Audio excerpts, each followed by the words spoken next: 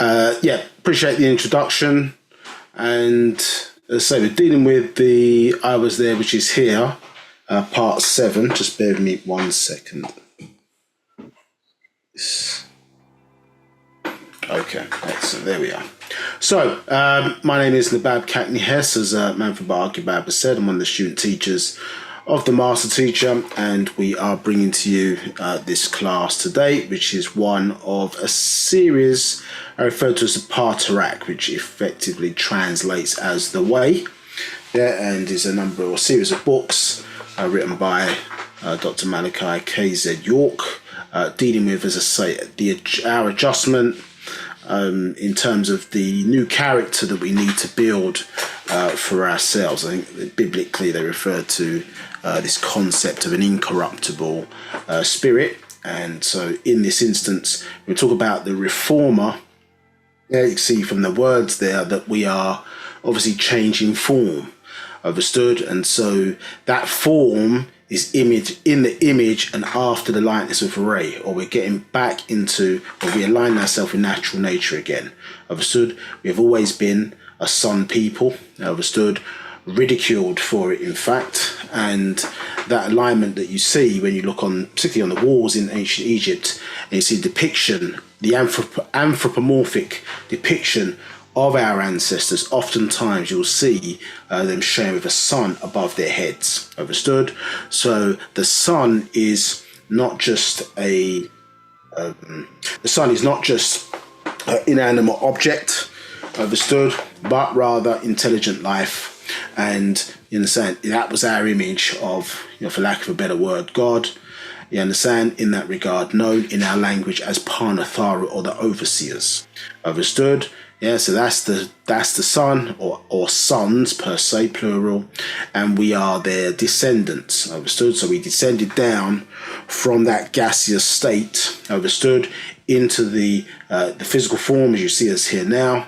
Understood? And we are the terrestrial representation, or the earthly representation of that sun, having one of our souls referred to, as you understand, a solar plexus, isn't it? Yeah, 6 to 7 inches above your navel, you have a solar plexus. When you breathe on your hand, you feel heat, isn't it? And in actuality, what you breathe out is called carbon dioxide, and what you breathe in primarily is oxygen. And if you do your research, in order to start a fire, you need oxygen, and fire gives off carbon dioxide. So you're literally burning black. You understand? So Paa Taraq, or the way, along with a series of actual facts, master secrets in the here into the thereafter doctrine, was touched upon earlier. The thereafter being 2012, the real hidden science behind 2012, which is a shift, to keep it short, but a shift in mindset or mentality, understood, which is shifting the world from patriarchal to matriarchal rulership back again. We're always a matriarchal people, and if you study into actual facts, and Wu-Sabat particularly, actual facts number 19, who is God, male or female, you understand everything we did as the Kadem Mukhmatu, yeah, ancient Egyptians, obviously, and it was all related, or to keep us in sync with our ancestors, keep us in sync with natural nature, understood? And so if we built our environment, language, understand, our culture, doctrine, etc., is all to keep us in sync, or in line, or constant alignment with our ancestors, understood? Which all other races, religions are supposed to do. You understand? The trick was touched upon earlier in terms of the spell of Leviathan as it's known in the Bible, spell of Kingu as it's known in ancient Sumeria, and spell of Amam as it's known in ancient Egypt, understood, provides that disconnect, you understand, to our ancestors, because we are worshipping excuse me, other than self and kind, as it was touched upon. And the science, one of the sciences of religion, you understand, as taught to us, in fact, by way of these Paa Taraqs, is that, religion is good to the warner and those who the warner was sent to. Yeah, let me say that again. Religion is good to the warner and those who the warner was sent to. So the reality is, if you're not of the race of the prophet, you understand, or apostle, whatever word you want to use, of that religion, yeah, then it's not beautiful for you. It's ugly for you because you're not of their ancestry, you're not of their bloodline. So then when you call upon their sources or ancestral sources of power through prayer, meditation, etc., or any spiritual practice, it becomes idol worship. And I don't mean idol as in IDOL. I mean idol as in IDLE. Yeah, you get nothing from it because you're not of their bloodline. So therefore, their ancestral forces won't answer to you. Yeah, so you can't choose your religion in the science of natural nature. Understood?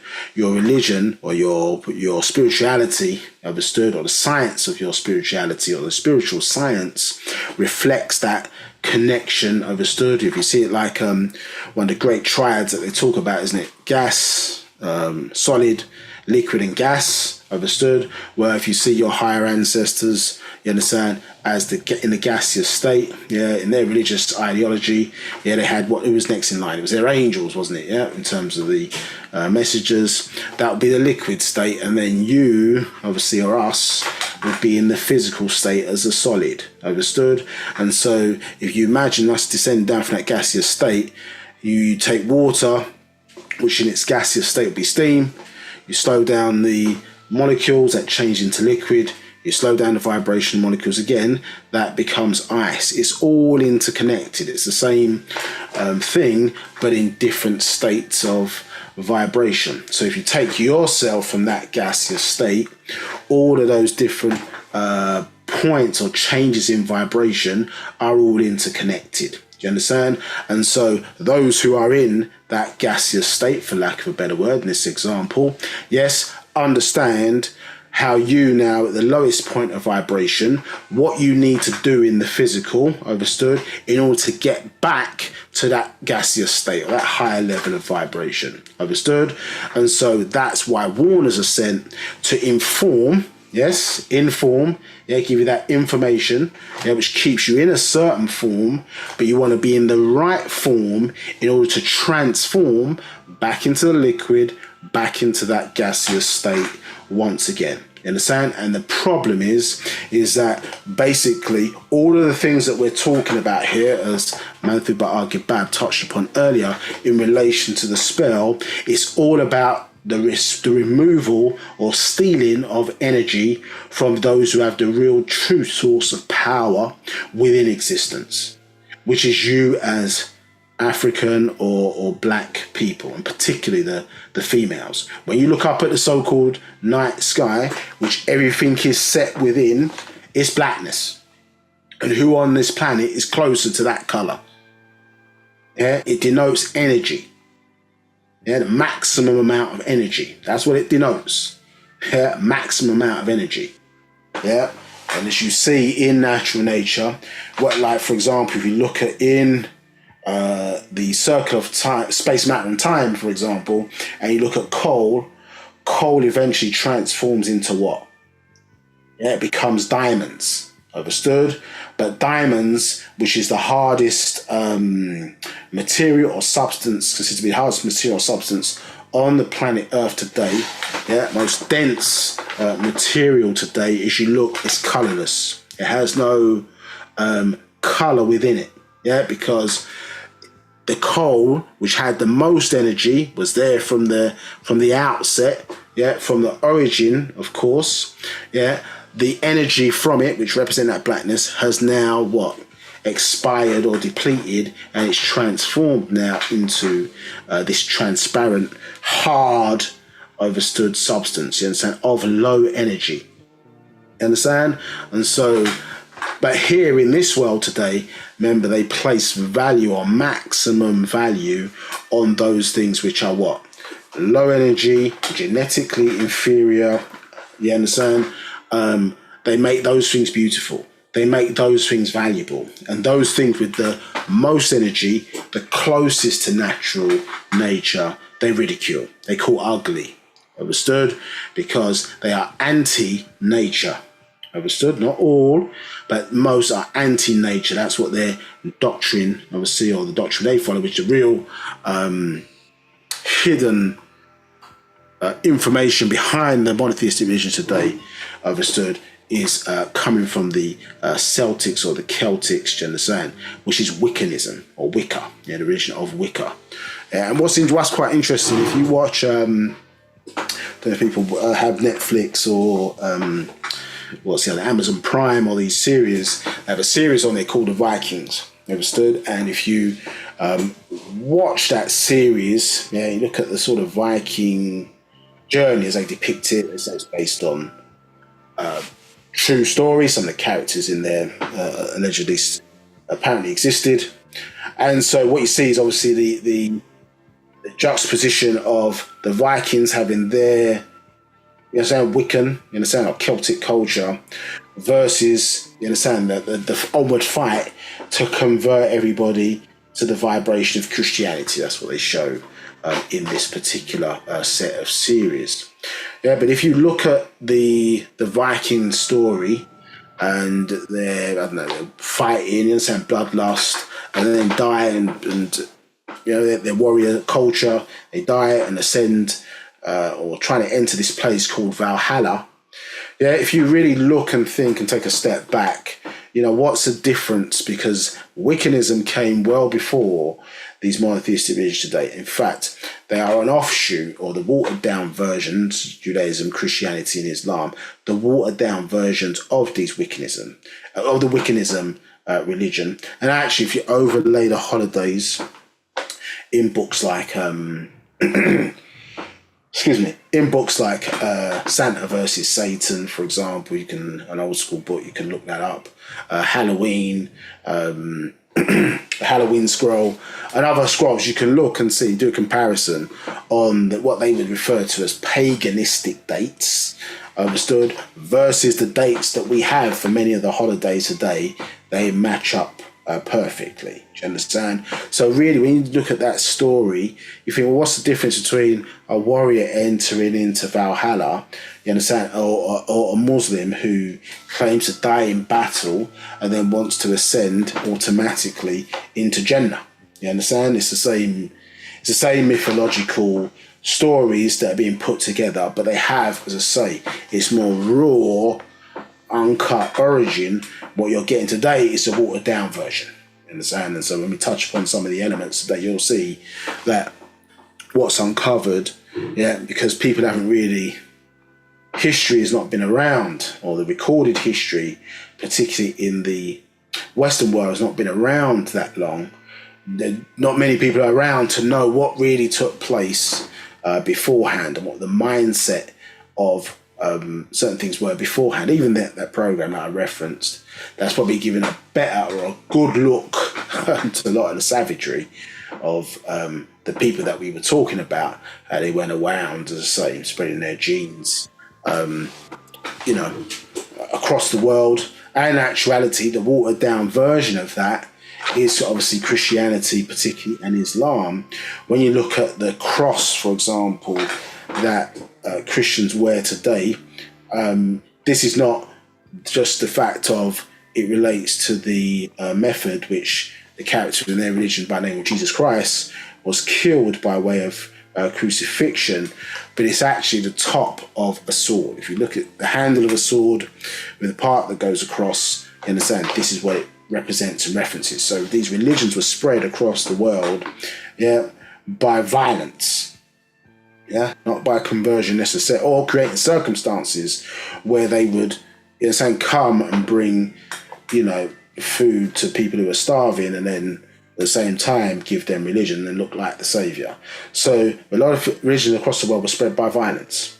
You understand? So this is the nature and the character of certain things that we see on the planet today. And the science of religion, as I say, is about the interference of the dead into the lives of the living. And this is a science of religion. And the dead are not just people who non-existing as they have it today, or non-life, but rather those dead are forces that must assist on the living in order to survive. You understand? And so the whole science of it is about how can they still, understand, you as those true the representation of Wu-Sabat, of all energy, all power in nature as nine ether, who represent that, how can they divert or take or steal your energy from you? Understand? So whether it's your blood, whether it's your spiritual energy, do you understand? Whether it's your emotional energy, is your soul, understood, being directed to their ancestors, their deities, their gods. I mean, you peel back, understand the face behind the doors, like in that movie, in The Wizard of Oz, and see what's sitting behind the curtain or the illusion. Really, it's a face that's not yours. Caucasian face. It's a sub-race, the Arabs, in the same sub-race of the Caucasian race. Understood? It's Jewish, you're nothing but Europeans, you understand? Masquerading, you understand, or pitching to a deity to say, listen, we know we're not of that true descendancy, but if we live it well and live it right, will you accept us? You understand? That's what the Jewish religion is, a sales pitch to the deity, obviously they call Yahweh, to be accepted. But they're Russians, you understand? So they're Europeans, they're all the same family. It just happens to be that the Jewish line is much older than the other Caucasians or the Vikings. You say VI kings, is one of the 6 kingdoms of the Celtic tribes, understood? So this is the type of stuff that sits behind. So what we were exploring in previous parts 1 to 6 of I Was There, which is here, which was looking at, as I say, part 1, as you see in this diagram here. Whoops, I think we can get that a bit tricky, or maybe not. So this is part 1 of 2. So we're exploring part 1 at the moment, and at some point we'll get to part 2. And one of the things that we have been looking at, here we go, we can give you that. So this is what I shown, one of these Paa Taraqs. I Was There, which is here. So before we give you the sort of events that are being described in this particular Paa Taraq, what we were doing was to set the scene. So this is around about 12,000 AD, you understand, as they would, BC, as they would have it, about 11,000 odd years ago, you understand. In fact, that scientists recall a large meteorite hit this planet, particularly knocked it off its axis point. And I'm talking about events that led to in and around what was recorded, I should say, as a meteor is actually evidence of an ancient war that took place. And so what we were doing in those previous parts was setting the scene of who's who from an extraterrestrial point of view. Now, of course, when we start to step out into those arenas, people might say, well, how did you know? How is this factual? So on and so forth. Well, this is the reason why you need this being who the Egyptians referred to as Tahuti, who we talk about today as Amun Nabab Reye Hatta, because in the renewal of our story, which happens every 24,000 or so years, every equinox, the renewal of our story is from our ancestors sending teachers or beings in to bring us back to knowledge of who we are, to help with our ascension journey. Do you understand? As we touched about in the early part of this class today. You understand? Now, do extraterrestrials exist? Well, the answer is yes, because the sun, you understand, is emitting particles, you understand, every waking moment of existence. Understood? Those particles obviously come from the sun and arrive here.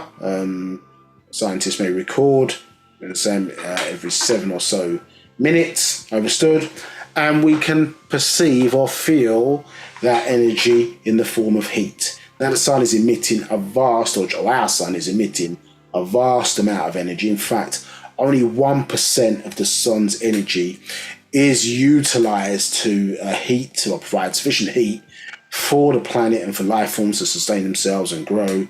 And in actuality, we have a number of different spheres, don't we? 7 spheres that actually were put in place by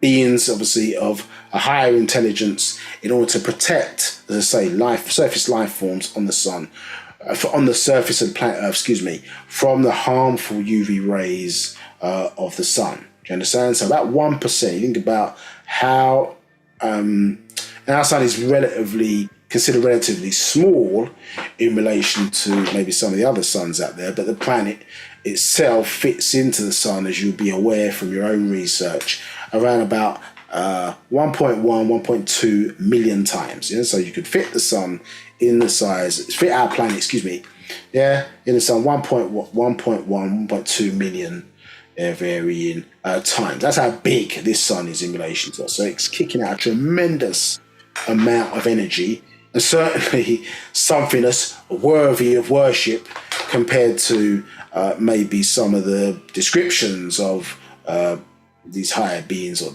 lords, gods, so on and so forth, that we get described in these monotheistic religious books. We don't worship the sun in actuality, but we are the sun's descendants. You understand? That is us. We are it. Understood? That's one of our higher ancestors. Yeah? So you can get a visual image of what we're talking about as they remove that. It's one of the things they removed as part of the spell, to remove you away from the reality. Do you understand? If the sun was stopped shining, understood, for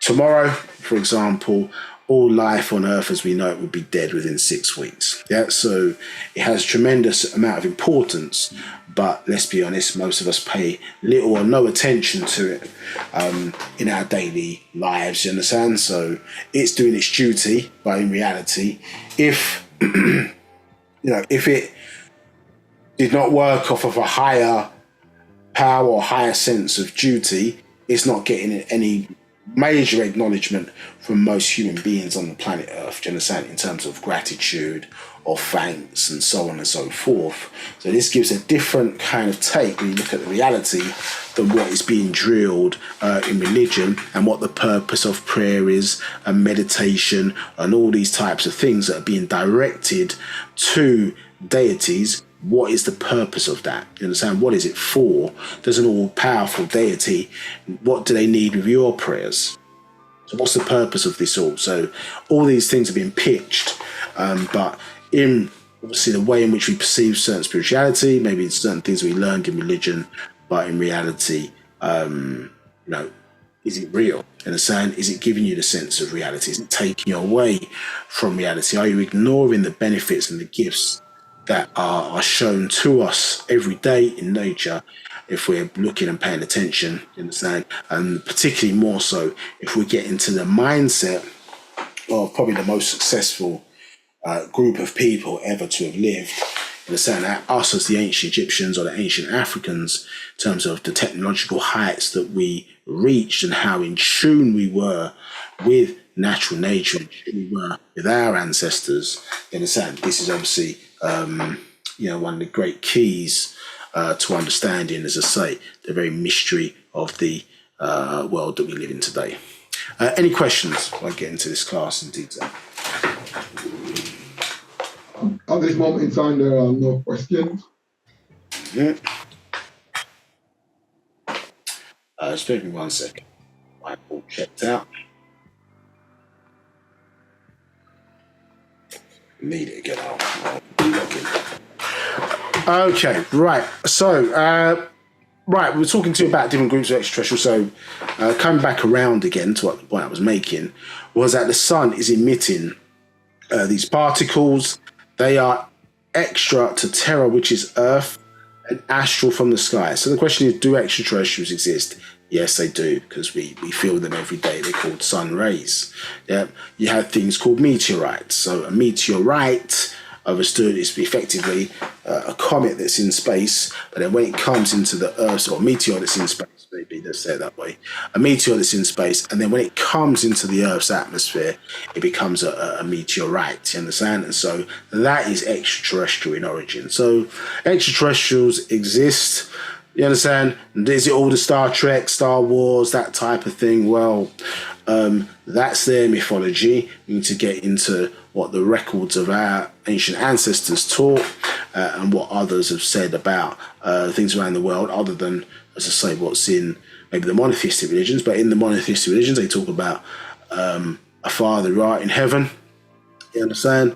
In the Quran, same. and talk about them descending down. So Genesis chapter 11, talk about the Lord was somewhere other than earth, yeah, and then came down. Yeah, came down from where? Is the question. If they're outside the earth, then obviously they become extraterrestrial.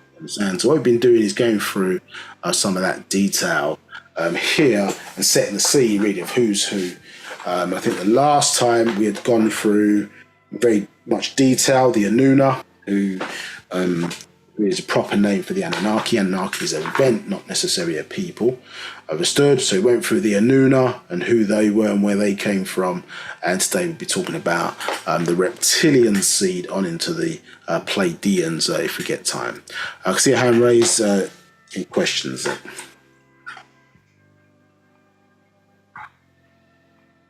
One moment.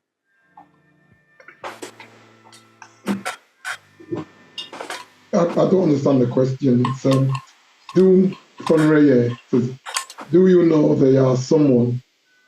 Do you know they are someone is selling 717? Sorry, I didn't hear that. It might's a little bit muffled. So Right, okay. It says from Reye. It says, do you know they or someone is selling 717? I don't know what. do I know where is that written down somewhere? That's written. I don't know. Do you want me to put him on live and you can ask? Yeah, it might be helpful. Yeah. Okay. Right, Ray, I'm going to put you on live. Get ready to unmute. You're now live. Would you like to ask a question? Oh, right. I don't think he wants to go live. Okay, no problem. If he's written it down, let me have a look. One second. Right, no, one moment. It just added something to it. It says, do you know they or someone is selling 717 in Brooklyn? Okay, understood. Yeah, I mean, that's not a thing for this class, to be fair. Yeah, the temple's up for sale, but that's family business, not a matter for this particular class. Yeah, so yes, it is up for sale. There's an article, I think, in the New York Post in relation to it. But yeah, that's family business. It's not something for this Q&A class, respectfully. Right, no more questions. Okay, cool. All right, let's get into this then. So let's jump to where we were. Let's try and see slide one.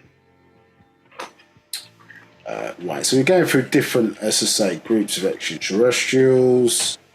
So if people got any questions about the previous parts, then please feel free to ask them. I assume people have not necessarily been here for parts 1 to 6, getting into 7. But hey, the more people ask questions, the easier it's going to be to tease out this information. So from memory, we were looking particularly, as I say, at these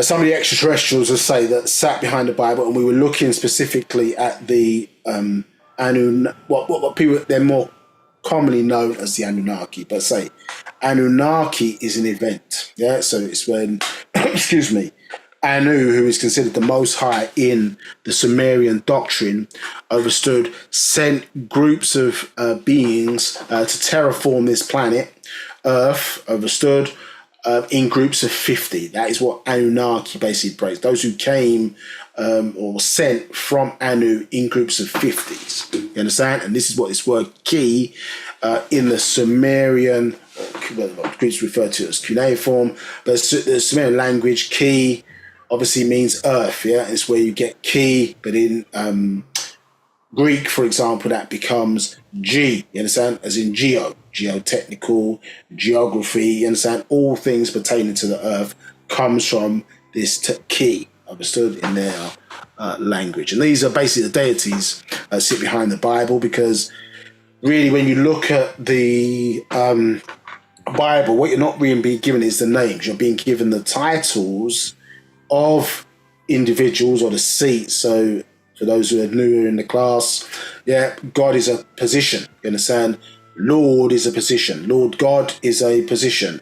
the Most High as a position, just like an army, you got sergeant, colonel, field general, you understand, colonel, they're all positions. It doesn't tell you who's sitting in the seat. Yeah, again, like in England, you've got prime minister. Prime minister's a seat.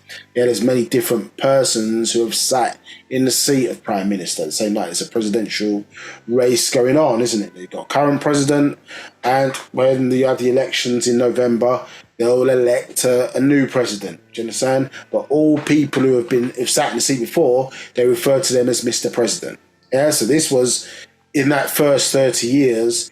This was what the master teacher had developed a methodology of removing, the antidote was removing the spell from us so that we could see what was really being written by giving context of what took place in the past, etc., going in detail into the translation, so on and so forth, you understand? And in his method of teaching was to immerse us in those schools. So we lived the best life of a Christian, with the best life of a Muslim, with the best life of somebody who followed the Judaic traditions. We lived all of those through those degrees, understood, and then obviously elevated each time that we were shown, well, that's not, it's truth according to that degree, but it's not factual. Do you understand? So if you look at the different sort of levels, you have the plane of, it starts with the plane of, the physical plane, then plane of force, where the weather, etc. is controlled from.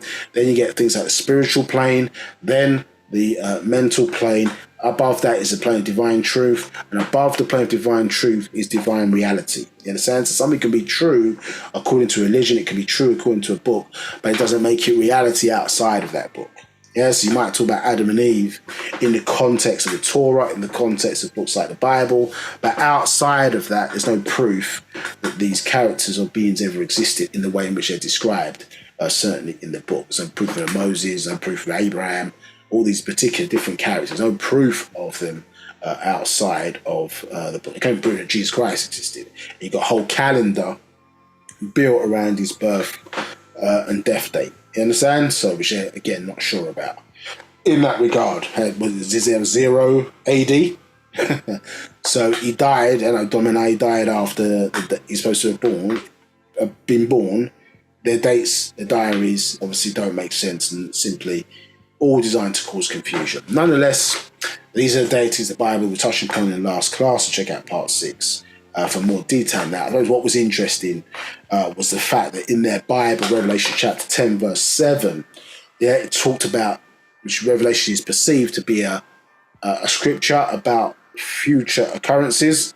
In actuality, most of the things in the book of Revelations have already happened, but it talked about here that the mystery of God should be finished. You understand? So, as we talked about earlier, that illusion that's sitting behind the door, understood, would be uncovered. You understand? Yeah, like you, as I say, we touched on earlier, that Wizard of Oz type story. And the illusion is that extraterrestrials or different groups of extraterrestrials sit in these seats because the Torah itself is copied really from the Sumerian tablets. All this really taking place in very recent history, all within the last sort of 8,000 or so years. You understand? So visit of the Anunnaki to this planet in relation to the stories that pertain to them creating a being in their image and after their likeness, or creating a version of the Adamites, understood, is a fairly recent phenomenon. It's not millions of years ago, for example, in that regard. The Pleiadians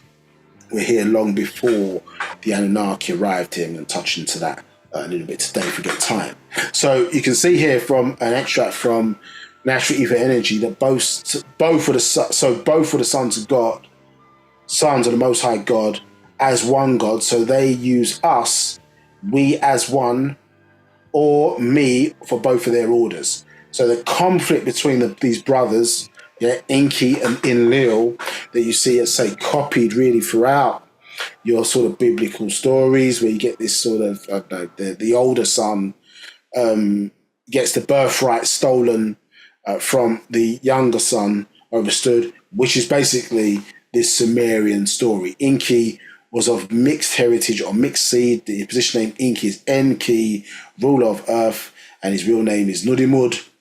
And his younger brother, Enlil, understood, who was of pure seed, in a sense, being the son of Anu and Antu, understood, and then Enki being the son of Anu and Id, understood. Yeah, one reptilian, and here sort of reptilian, what's that, more humanoid in the sense, and excuse me, the Anuna, a more humanoid. Here, Id, obviously reptilian seed, mixed in with Anu there, and so he was of mixed seed. So Enlil, because he was of pure seed, took the succession, or was to succeed Anu, and so was given higher standing. So this caused say, a conflict between these two particular brothers in that regard, and this is why you say there's a conflict sort of in the biblical text between these two brothers. Do you understand? Because one, obviously, from a position point of view, relates to God, and then Enlil, from a position point of view, relates to the use of the term Lord, and they're two different, as I say, positions in that regard, because they relate to two different sets of extraterrestrials, which the more artistic way to describe that clearly is angels, you understand, in the Bible. But this is 2024. Yeah, we're not. We understand that the sun doesn't rise or set. Different things we understand now. This is not the 15th or 14th century, in terms of who's translating these books. Yeah, so if you want to believe that, that's up to them. If you want to do it with reality, then this is what Wu-Sabat is here to deal with. Yeah, so we were just going through, I think, in the last one, just sort of finalising this section with certain parts of the Bible here. I'm not going to go into this in loads of detail, but there was a term that was used here about who was speaking. So this was the Noah story. Yeah, and the fact that who was speaking in this regard, I think this was saying, Genesis chapter 7, verse 4, said, I will cause it to rain upon the earth 40 days and 40 nights. Every living substance I've made I will destroy.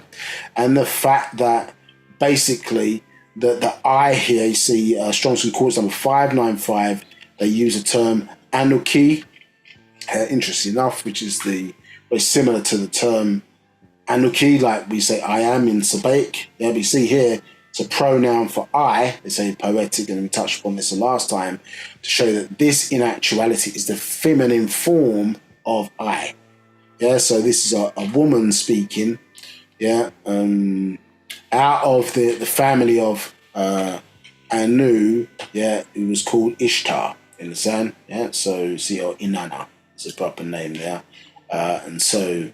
We look here at the descendant of Enlil, this who was talking. Remember, in the story, in the Sumerian tablets, it's not the fact that, so in the biblical story in the Torah, it gives the impression that God came and made it rain, but in actuality, when you look at the story in the Sumerian tablets, and as I say, asking more detail by Dr. Malachi York as master teacher, remember, the fact of the matter is that the crust of the planet shifts every 50,000 years. Yeah, we call it epoch. Yeah, and basically the Anunnaki in the craft ships, in terms of the Ikigi, sitting in space stations, you understand, above the planet Earth, observed this phenomena and knew that certain parts of the planet would flood as a result of this epoch coming, where the crust of the planet shifts, you get different earthquakes, other phenomena, flooding that takes place. So there, the issue is that basically Enlil did not want to inform the life forms on the surface of the planet Earth, understood, because he saw them as inferior and wanted them to be wiped out, whereas Enki, who had more, I say, compassion maybe for those human beings, having mixed in with some of them on the planet Earth, chose to save a group. Yeah, and in the story, he's referred to as Utnapishtim, not Noah. Understood? And then developed a craft or a submarine in order for those group of genes, as well as some other surface life forms, by taking the DNA or cells of various different animals to basically be able to repopulate the Earth once again with those genes. You understand? So they didn't create the flood; they just observed a particular phenomena and chose not to inform the life forms, and therefore they were subject to the climatic changes that then occurred. Yeah. So this is what we were touching upon last time, and going into that detail here. Right. To get into then. So we covered the main extras. Let's go to 41. I think it's 141. Excuse me. Spare me 1 second. I think it's 141.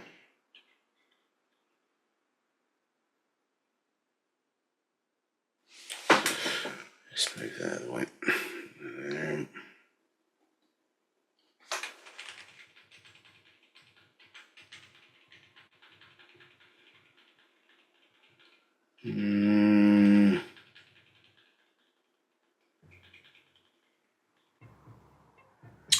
Maybe not.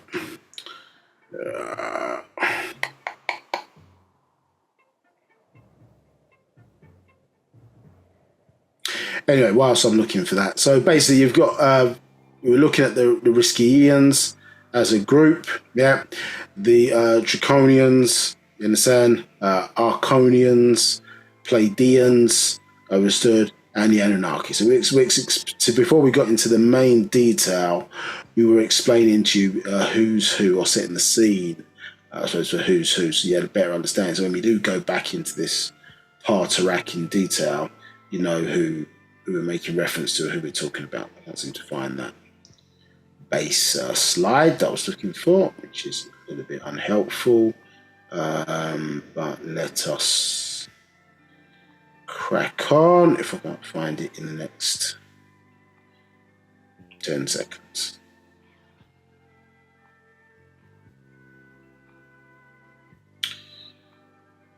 Okay, all right, so it's missing from me today, it looks like.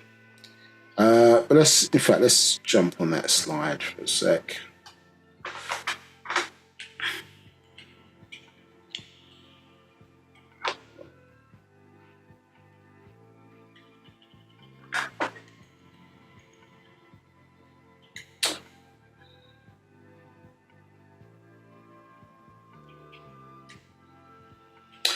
Right, so we showed you this before, and this was just an extraterrestrial map showing you, as I say, the origin of human beings. We started off in South Africa first, by way of the Sands people, and this is, as I say, the seeds that were planted here, a long time ago. Our original origin, in fact, is from the Sirius star constellation, and we had to relocate as a result of the collapse of Sirius C. Now, the connection to the star constellation known as Sirius, or Wu-Sabat, understood, as I say in the Sabat language, it's long held by some, many ancient African cultures. The Dogon, in particular, talk about their connection to the Sirius star constellation. Of course, the Kadem Mokmatu, or us as the ancient Egyptians, talk about it in relation to the deity known as the Greeks referred to as Isis, proper name Arashtat in tones, understood, and the connection to that particular star constellation, as we touched upon in previous parts. Male DNA came from the Orion star constellation, or Sahat, and female DNA coming from the Sirius star constellation, obviously as Wu-Sabat in the sun. So it's something under a project referred to as Project 24, which is dealing with the seeding of intelligent life here on the planet Earth. Now, this extraterrestrial diagram is just showing you different interventions within the Hu-Mim and Hu-Min genome, understood, of various points in time. How, as I say, we started off, our ancestors set up a base here on something called Egg Island. Interesting enough, you look at it called Egg Island, a piece of land in Antarctica, and the shape of it looks exactly like the orbit of the three star, obviously constellation, well, I say three star, but the orbit of the three major suns, Sirius A, B, and C, understood within the Sirius star system. Do you understand? And so this egg here, or female DNA, females obviously are the ones in terms of human beings who lay eggs, you understand, in terms of the ovums that rise out of the ovary, understood.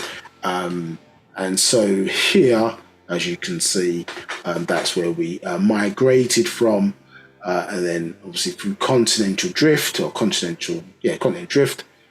we ended up in the Americas, known as the Anasazi, and various parts as we've migrated into Africa, various interceptions that have taken place. So by the time you get down to what we're referring to as Europeans, you're looking at different projects, you understand, where you've got intervention into the human genome that has led to, as I say, various other races or sub-races through mixing that have been created, do you understand? So we know there's no talk of Caucasians on this planet really before 6,000 years. You understand? This is why their chronology, or his story, is often based on a 6,000 year chronology, because that's when they started to came around. You understand? But obviously understand things that took place before them in the language, because you have the term prehistory. Well, if history deals with the past, the word pre means before. Well, how can you have before the past? Yeah, so European stories started when they started to write things down. Our story obviously started our time started with the origin really of the sun, do you understand, in terms of this particular solar system that we reside in. So this was us giving some breakdown of who these different parties were in relation to the events that we want to talk about, as I say, that took place in the last epoch, yeah, about 12,000 BC. Understand? Okay, let's get into it.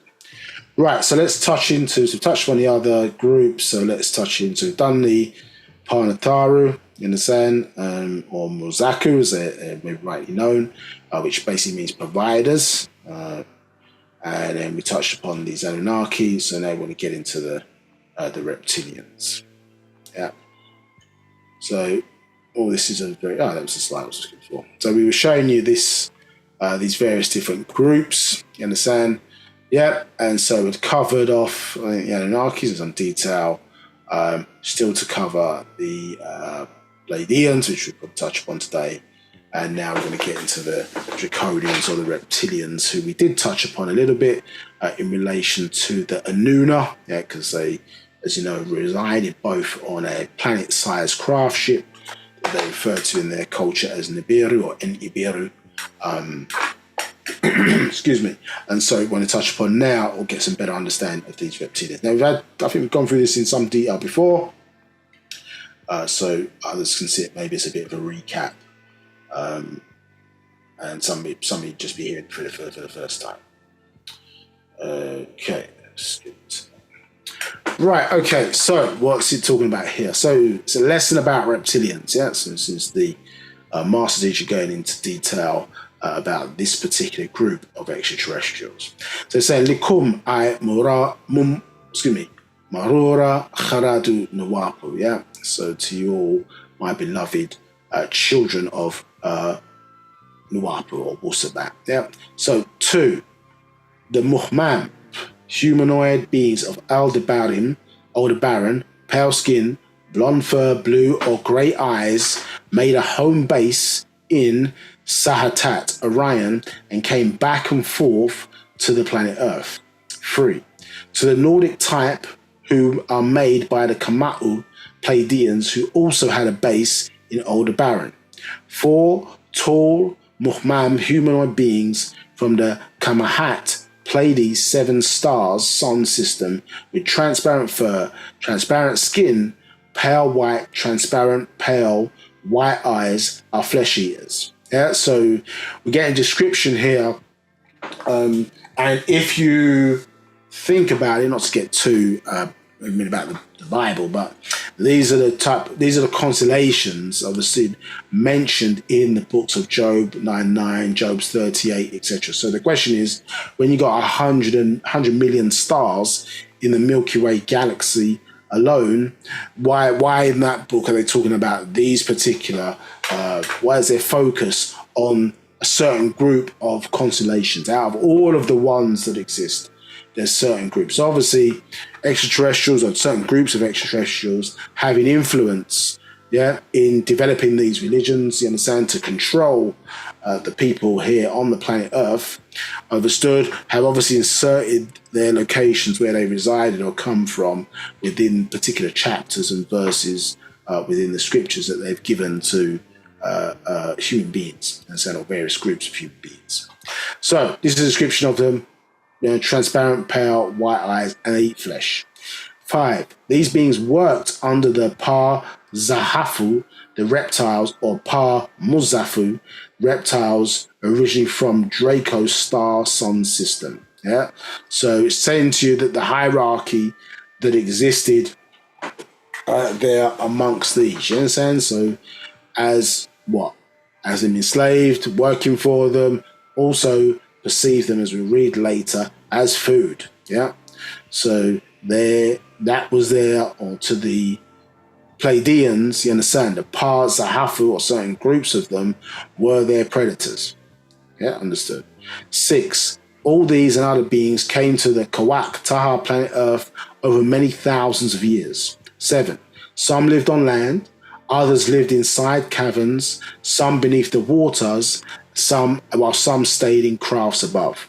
8. In the caverns there are many tunnels that were made and are being found today. Yeah, so you've got places, for example, like in Turkey, look that up on Google Earth, Derinkuyu. Yeah, this is an underground city, created by certain groups of extraterrestrials, which become relevant to this story as we get into it. But it's a series of events, let's say, references Paa Taraq, we get into it a bit later in future parts of this. 7. Some lived on land, others lived inside caverns, and some beneath the waters, while some stayed in crafts above. 8. In the caverns there are many tunnels that were made and are being found today. 9. And you had the Anuna, who came seeking gold. We touched upon this in part 6 and 5. 10. All were under the rules of respect by the Natharu, divine ones who ruled Orion and Sirius by way of other star system called Murzaku or Razaku, Riskians of Ilion of the 19th parallel universe to this one. So understanding that all were under our ancestors, you understand, the creators obviously of natural nature, and say Razak or Riz, because we know it's a twin planet corresponding to Earth, and in actuality the Sirius star constellation is the actual the gateway or the bridge between the 18th, which we are in or reside in, and the 19th, here described as parallel universe, some described as galaxy, understood, where this original planet resides in. Do you understand? And in actuality, what's strange is that, there's this interesting enough, there's a program on Netflix, or a series called Netflix, called The Free Body Problem. Do you understand? So at one time, we were still probably ridiculed for this acknowledgement of this three-star system, or tri-star solar system, and now scientists are finding many of these now all the time, and I say now look at this sort of program on Netflix all about the free body problem, about how a planet from where these particular extraterrestrials come from could survive in the the atmosphere, of these three particular suns. So in that particular program, isn't it? Too many different calamities take place because of the position of this particular planet, and so therefore they're seeking to relocate to Earth. Their technological limitations in the program mean it's going to take years for them to get to Earth. So they're using certain communication, in contact with certain people on the planet to prepare, you understand, the planet for them, to make it easier for them to take over, you understand, by manipulating the minds of human beings through the media, so on and so forth. This is this program that's being touched upon, but obviously there's the illusion of these programs, isn't it? Is because sometimes they mix in a little bit of truth volatile with fact, and that helps to ground people in to the illusion. Understood? So this is what us as the Kadem Matu or the ancient Egyptians, when we talk about the Paa Natharu, that's the term, or Natiru people might say, but it's Natharu in tones, but the proper title is really Murazaku, means providers. So the most disobedient and rebellious was one group of reptilians. There are many species of reptilians. I think in tablets it talks about up to 70 different species of reptilians. 12, but the three main ones came to Earth seeking food of a certain nature. 13. Now, Musbatu or Sabians, I'm saying the Wapians on the screen. I'll just replace that with Musbatu. Sabians, you are what you eat. Their nature called for the way evil spirited creatures to eat you will be the same as seeking wild beasts for food such as canines, wolves, felines, lions, grizzly bears. Those who were carnivorous for the nature in them, the wild. 14.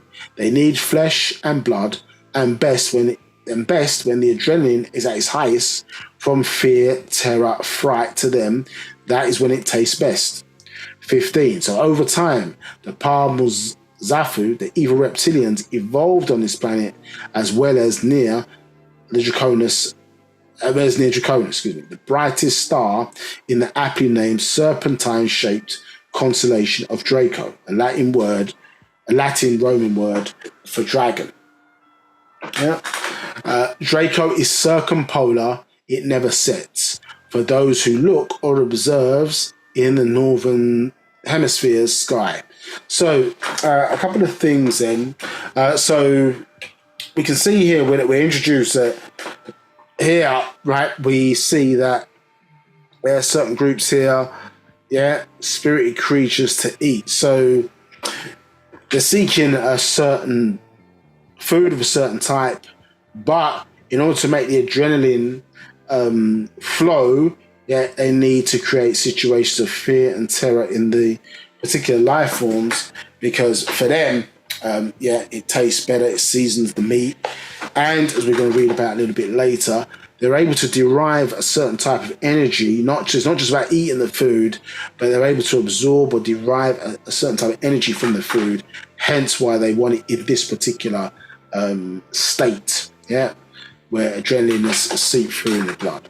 So Draco circumpolar. So let's just watch a short video to look at the different types of constellation as how they're recorded when somebody is standing on the earth looking upward. So remember, we have our own calendars, star maps, so on and so forth. But it's important when you're looking at these that because somebody mentions a constellation, or we say, I don't know, a constellation name or something of that nature, understanding that somebody is standing on the planet Earth, so from our perspective here, looking upwards and then developing a system to categorize these and creating their particular, creating it in a sort of pictorial, you understand, artistic style form. Do you understand? So just because somebody says, oh, well, this is such and such, and they give it a name, doesn't necessarily mean they know what it's talking about, doesn't necessarily mean it's accurate. Yes, but they're all mechanisms. In our case, we had the Dendora star map because we understood that the planet in relation to its axis pointing in the direction of certain configurations of stars changes the type of cosmic energy we receive from those stars, and therefore it triggers changes in behavior on the planet. Understood? And so one, we wanted to track those changes, and secondly, the energy, we had reached a level where we were just not deriving or had the ability to power different vehicles, infrastructure, plant on the planet just from our sun, but actually we're able to power bases on Earth, temples and things of that nature using the energy from other suns at particular times. So we need to track the type of energy that we're receiving and then design our temples, our plant equipment, our technology in accordance with that. Yeah. So let's get into this. Sorry, any questions before I go into that? Any questions? No questions. No questions. All right, let's get into this circumpolar stuff there.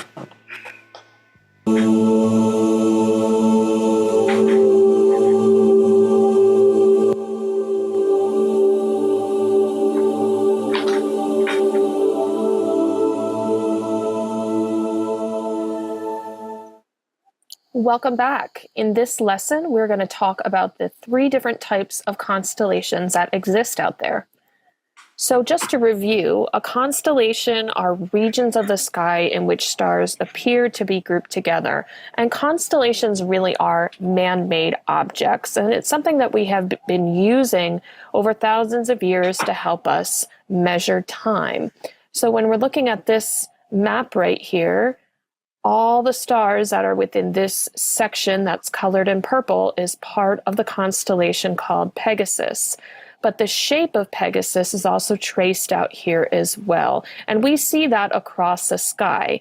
And the reason that constellations are designated in this fashion is so when astronomers throughout the world are trying to look at a certain part of the sky and identify something or discuss it, we're all looking at the same part. There are 3 types of constellations that exist. We have circumpolar constellations, zodiacal constellations, and seasonal ones. So let's go through what each one of these mean. The first one is called circumpolar constellations, and these are ones that never disappear below the horizon and can be seen all year round.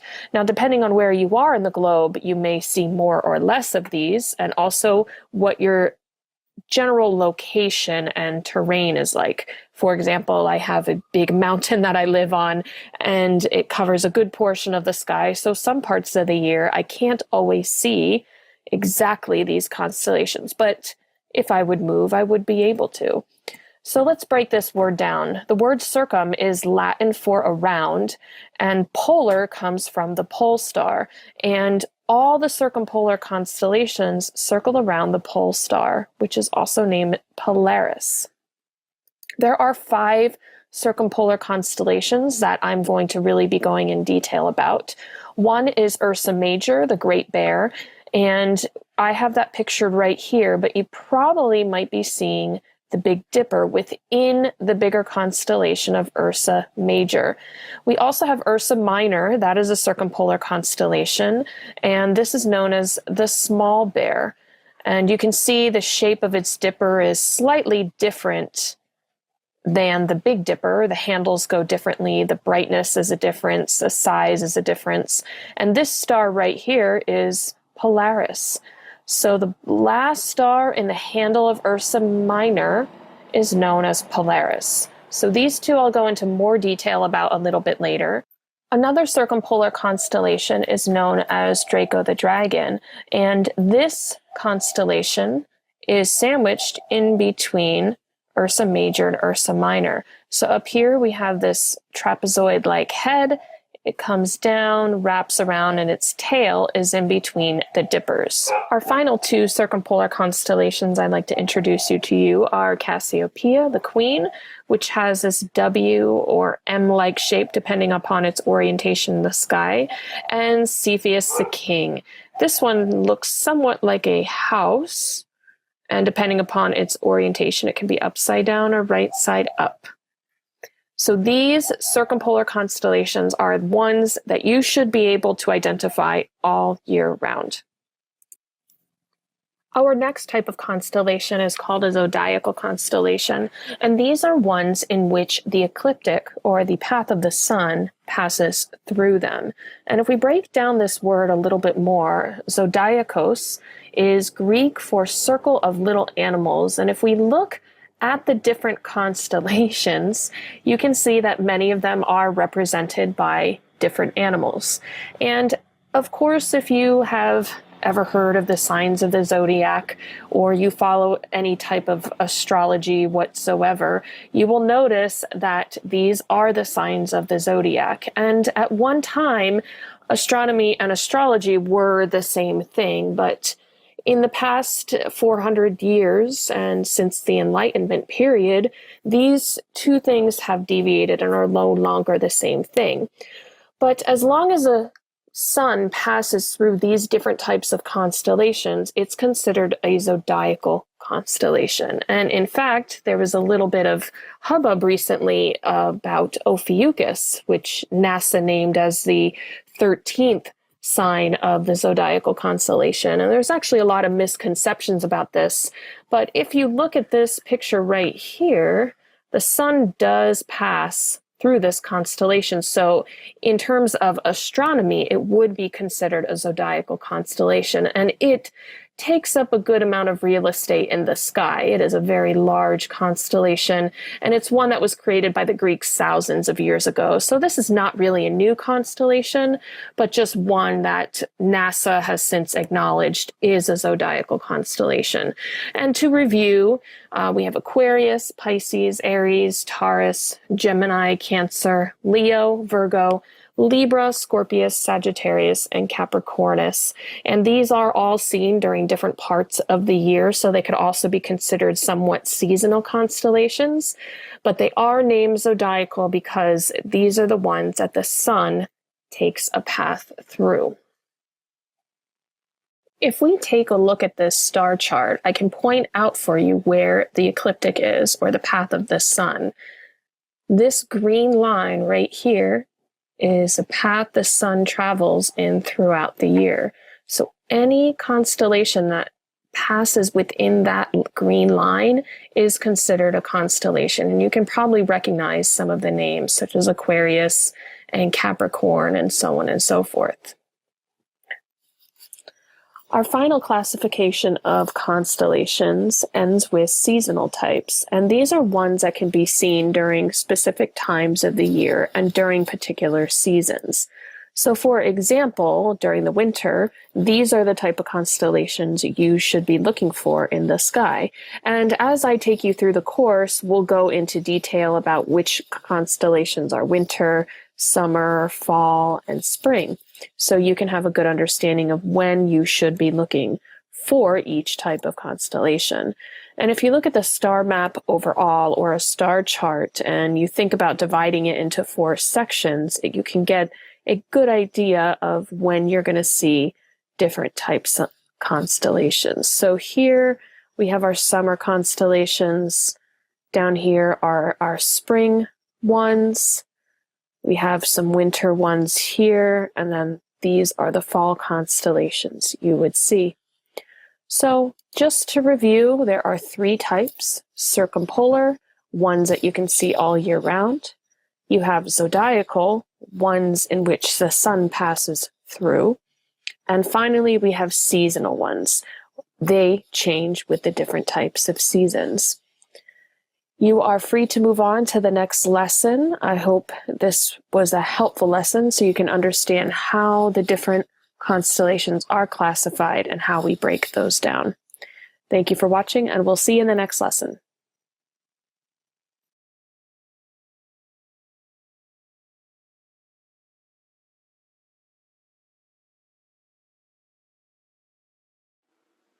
Right, so you've got an idea there of what circumpolar is. So obviously sitting there above the horizon. So obviously they're in the sky predominantly all of the time to be seen. We'll see if there's sufficient light or darkness, one might say, in your particular part of the world. So in 17 it says it was one of the 48 constellations, meaning Draco, listed by a 2nd century astronomer, the Greek Egyptian Ptolemy. So the Ptolemy dynasty is one of the last dynasties in the dynastic periods of what they refer to as ancient Egypt. You understand?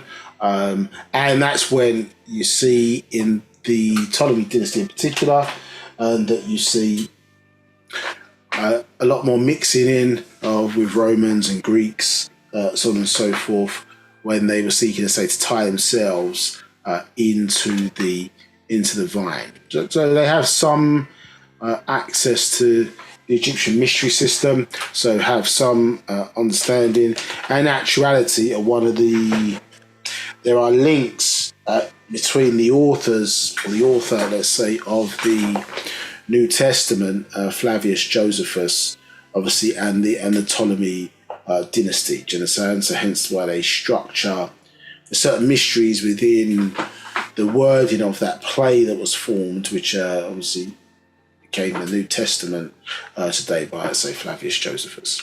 So Claudius Ptolemy, as we've just highlighted there, recorded these different constellations. As I think you've got some understanding there that, this is a person's mind, how they're looking at things, observing things from the planet Earth, and then putting together, as I say, a structure of their perception that of almost like a map, of how things can look on the planet Earth at particular times of the year. You understand? So monitoring or tracking. Obviously, these things can be subjective, and they can have errors as a result. Much like today, if you look at the map of the planet Earth, for example, or they call it map Ha, is that the planets are the different continents and the countries are sized on the map, politically.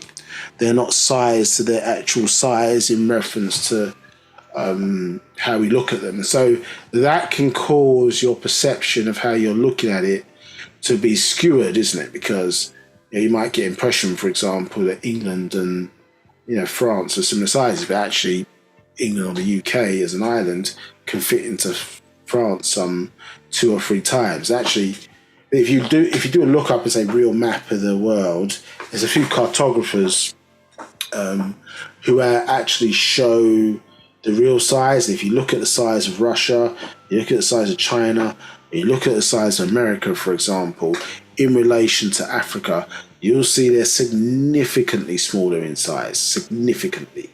So in your own time, do your own work in that regard. Now, this individual named Claudius Ptolemy produced a book by the name of the Almagest. And within this book, he tracked, as I say, these 48 different constellations, and different energies within them. So, as we were touching upon earlier, today, we've got various different methods or systems on the planet Earth that are tracking, for example. So, if you wanted to get solar panels, you could, in Europe, you could go on a website, particular website, type in your the configuration of your roof, and they are tracking or keeping a database, for example, of the sun's movements. You've got a south-facing roof, north-facing roof, your sort of west and east-facing.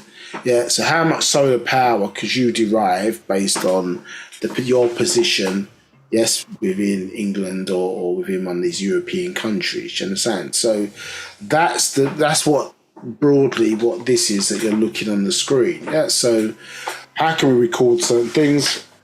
Music for navigation, but importantly, be able to see what kind of energy is going to be hitting the planet Earth, and that can drive a number of different things. It can impact the mood and the vibration of life forms and the planet in and of itself. So just quickly, so you can do your own research more on this, but if you want more detail, so this is showing, I think the first number is the number of constellations that this man named Claudius Ptolemy discovered in each of these, or uncovered or recorded, in each of these different particular star constellations. And what's happened here is that they've recognised that there are actually more stars within these particular locations, so they've added the additional ones that we know now, obviously through modern astronomy, the additional ones that this particular individual did not capture. So in that regard, that's what's showing on this particular table. This is just showing you all the 48 here as they are named. This is Draco within there. So about 150 AD is when Ptolemy first produced this, but then, excuse me, it took his writings and then put it into print. So this is how it may look in print in around about in the 16th century and about 1515, when they've taken this Almagest, and then convert it into print form, and this is what you're seeing here in terms of the records, how it shows today, so these particular locations. This is a bit of narrative. So you go want more information on this, certainly do your research and look that up into more detail.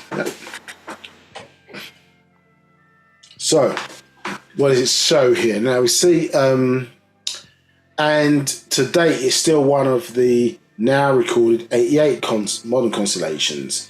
So we're seeing here that we've got one system, 2nd century, and then by today's standards, we got another system by the International Astrological Union, which depicts or denotes 88 constellations. You understand? So again, you're getting this understanding that different cultures, different organizations, you understand, in this modern day and time, have their established methods of the way in which we're looking at stars today and how they pertain to the planet Earth. Do you understand? So this is the thing that you have to have in mind, perception-wise, that it is illusionary in a sense that somebody has decided, how to split these things up in terms of the cartography that they want to show in terms of space, and they've decided, because we've got a certain image in our head of what Orion as a constellation looks like. Might have another image in our head of what Sirius looks like as we identify it from the looking up, but that's somebody's own methodology of how those things are put together and how they're linked, etc. What's important for us is, well, how did our ancestors link it? It's interesting what Europeans do. Not saying it doesn't have any value, but it's linked to the kind of culture that we were living in the sand. And oftentimes with us, it tells a particular story. You understand? So Orion is shown, for example, as an upright pharaoh, with it's not called Orion, but it's like Asar is shown, for example, as a pharaoh with a staff in his hand, for example, and underneath the apron, which we would know would be the kadub, you understand, or phallus, understood. And in that description of showing that, the tip of the phallus is showing, for example, the Orion Nebula. As they call it, the Orion Nebula, which is below the three central stars, Al-Nitab, Al-Nilam, and Mintaka. So showing the sort of tip of his phallus there, you understand? And what comes out the phallus? Well, liquid or water. So from the Orion's Nebula is where, for example, certain comets brought,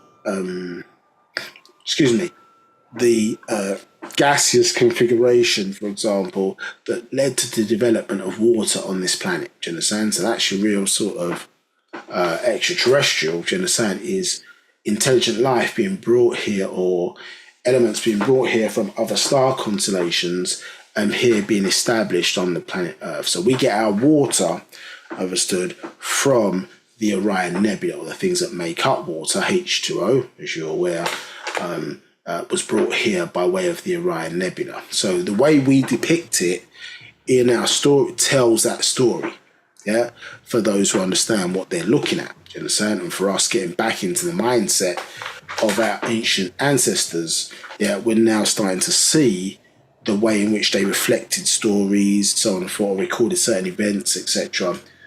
Oftentimes to keep knowledge away from the fool, but that's where certain things are recorded. So you have to understand that's how certain things are recorded.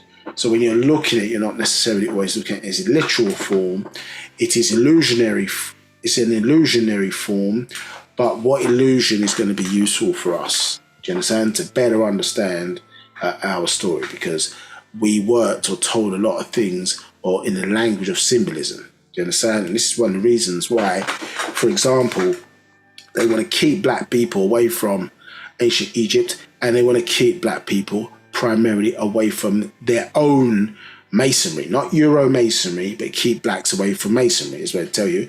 Well, this is the devil's tool. You know what I mean, it's tied into the Illuminati and so on and so forth. Yeah, it's like putting a warning sign. Yeah, or if you look at Easter Island, for example. Yeah, look up Easter Island. You see those big, massive heads. Yeah, Easter Island. That's the equivalent of a massive red warning sign saying "Do not trespass." Yeah, so those were a certain mindset.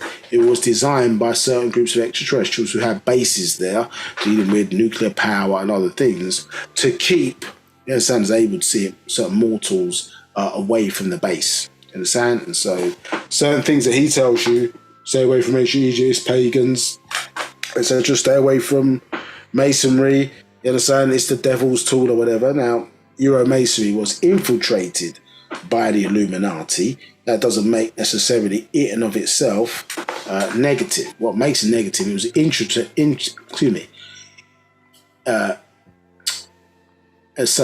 forces basically got into these secret societies. You understand? And so infiltrated. Yeah, by a group or a man, a certain, I suppose, masters, they would see it, spiritual masters, they would see it on the negative side, in the 13th century by a man named Albertus Magnus, you understand, who basically produced what they call the Order of the Alberts. Yeah, Albert Einstein, Albert Mackey, all these individuals are linked in the Order of the Alberts, so the students, so they infiltrated masonry because the Masons were in key positions, particularly in Europe, judges, police, royalty, in order to establish, as I say, that influence, and then changed it really from, it being to do with how men work best together, to really introducing the worship or the change of us understanding that real intelligence comes from the darkness, real power comes from the darkness, and transforming that to the worship of fire, you understand, which is in their religious degrees is the worship of Lucifer, which ties into one of the sons of Enlil, a being by the name of Nanar, whose name, in fact, Nanar, you understand, Nan, it means master, and Nar, they're dealing with fire. So the master of fire is the worship, and that's who really is the Lucifer in their stories, also the father of Cain. Do you understand? Genesis chapter 5. So all these things is the shift away from, you understand, even in the language, talk about being enlightened, you understand, light being associated with knowledge, light being associated with that which is good, but the light they're talking about is fire. And fire to us as ancient Africans, ancient Egyptians, deals with chaos. You understand? Fire blinds. You understand? Darkness doesn't blind, certainly not initially.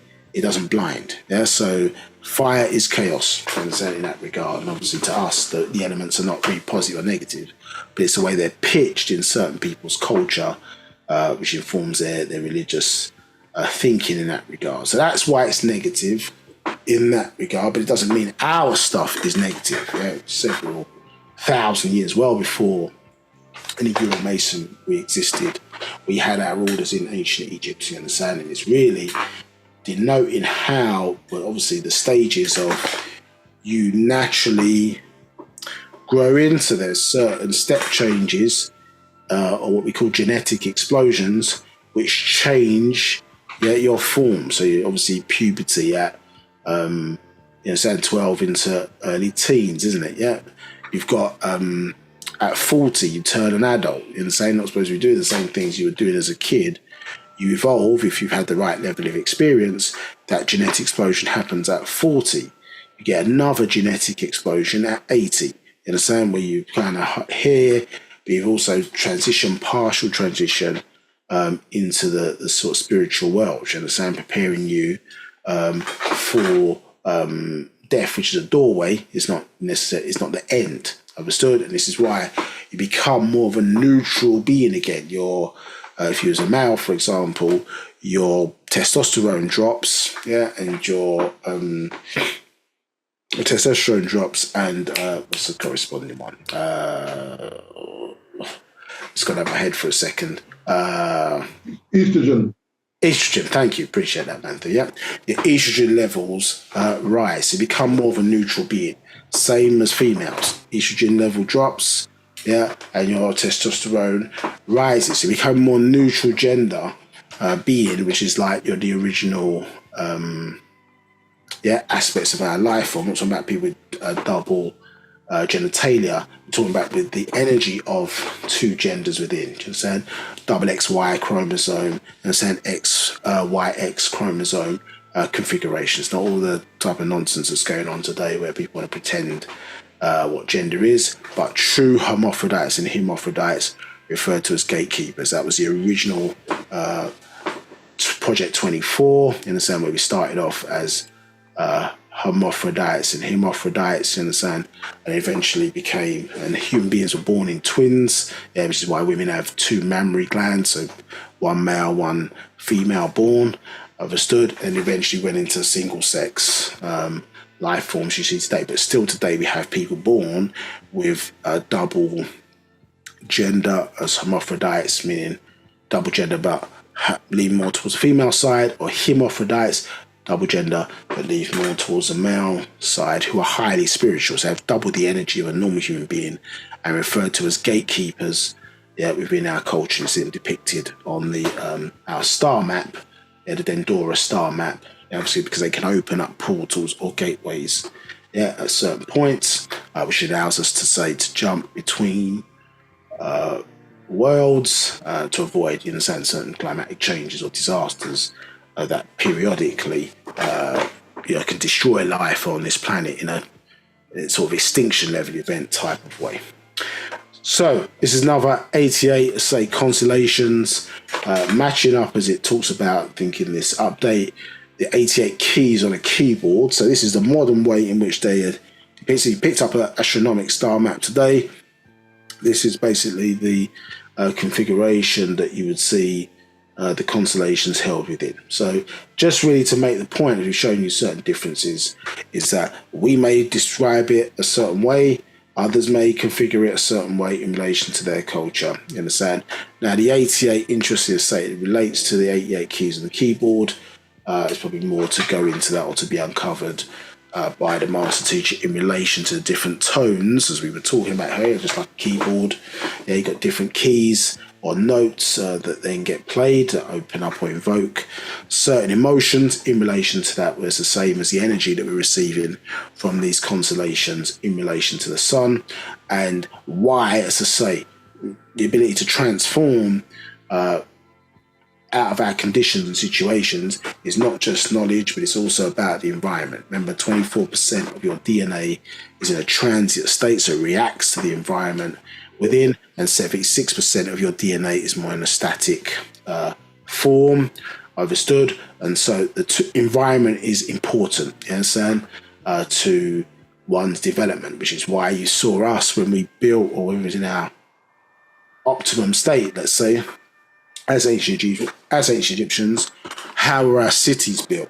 Yeah, our cities were built, in correlation to the star maps, or the stars that were, you could see in relation to the planet Earth. Do you understand? So we configured or built heaven on Earth. Do you understand? Only people to do that. Others make the statement that they about it, but we actually did it. You understand? So we didn't just talk it. We did it because we recognize where we came from. So to stay in sync with our ancient ancestors, the environment was set to keep you in mind, because we are people who are obviously now disconnected to that science. And what does it result in? Right? It results in drug dealers being superheroes, or strippers now being superheroes for the culture. Do you understand? And that type of representation, rather than, you understand, and then the ridicule. When we did, I think there's an article in the New York Post where somebody talked about the building being up for sale. So what would they prefer to see? Would they prefer to see young people learning how to carve, how to do, you understand, the sort of hieroglyphics, as they refer to it as a fafat, which is a proper name, understand, doing that, learn how to be master builders again, understand, both males and females, Yeah, helping communities, giving stuff out, charity drives to the children, cleaning up the community environment they're in, or would they prefer selling drugs, you understand, or twerking our way to success? Which one? So one depicts on that. They say they ridicule us for finding out who we are and our culture. That's ridicule, and you get called a cult and also and so forth. But the reality is that I'm a cult because the science of I'm a cult because how can you understand the impact, the psychological impact of racism, systematic or direct. You understand the psychological impact of that. You understand the psychological and physical impact, generational impact of slavery. So how can I worship the same religion as the slave master? But you call me hate for pointing out, you call me a hater, you say what I'm dealing with is hate, yeah, to others because I point out the inconsistencies of what's been done. It would be like a Jewish person following the religion of the Germans who had them under or whatever, subjugate or tortured them for a certain period of time because they were considered of a different religion. You understand? So why would you then follow the religion of your captors or those who perpetrated violence against you? That would be crazy by any psychological means, methods, or standards today. But when it's us now, they've got words to keep you following the nonsense, to keep you following the things that are going to keep you in a stressed out state, to keep you in that subservient state. You understand? Where basically the modern religions today have you worshipping other than self and kind. So of course it's going to be stressful for you. Of course you're going to have, you have no relief from that stress, whether you know it consciously or subconsciously, because your ancestors sitting in there are resisting those things inside of you. You might even know or be conscious that that's even taking place. Do you understand? So it's constant trauma, constant stress, yeah, to keep you in that state, secreting adrenaline, yeah, and keep you weak, yeah, spiritually and physically, is a state they want to have you in so they can take advantage of your your higher powers, and you'll never, as I say, transform or reach the heights. Understood? You can't get first place following the religion of those who see you as subservient. Yeah? So I don't care what they say. The fact of the matter is, those who were translating the Bible, those who were translating the Quran and these various different books had no love for blacks. They had no love for black people. Let's just keep it a stack or 100. They had no love. So how can you find love in their hate? They're not going to connect you to their ancestors. They saw you as inferior or saw us as inferior when they were in the mindset of when they were translating them books. So the hate is in there. Yeah, but they call you a hater for pointing out the fact that that's an issue for you. So of course you would need something else. So it was pointed out to us all the way back, yeah, in the 60s.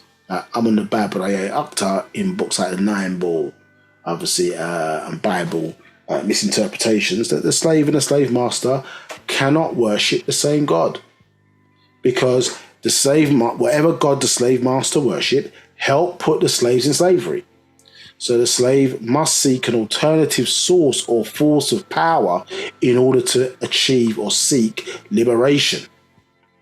Yes, you have to call upon an alternate source, not the same source as your oppressor. You must call upon an alternate source, yeah, in order to free yourself.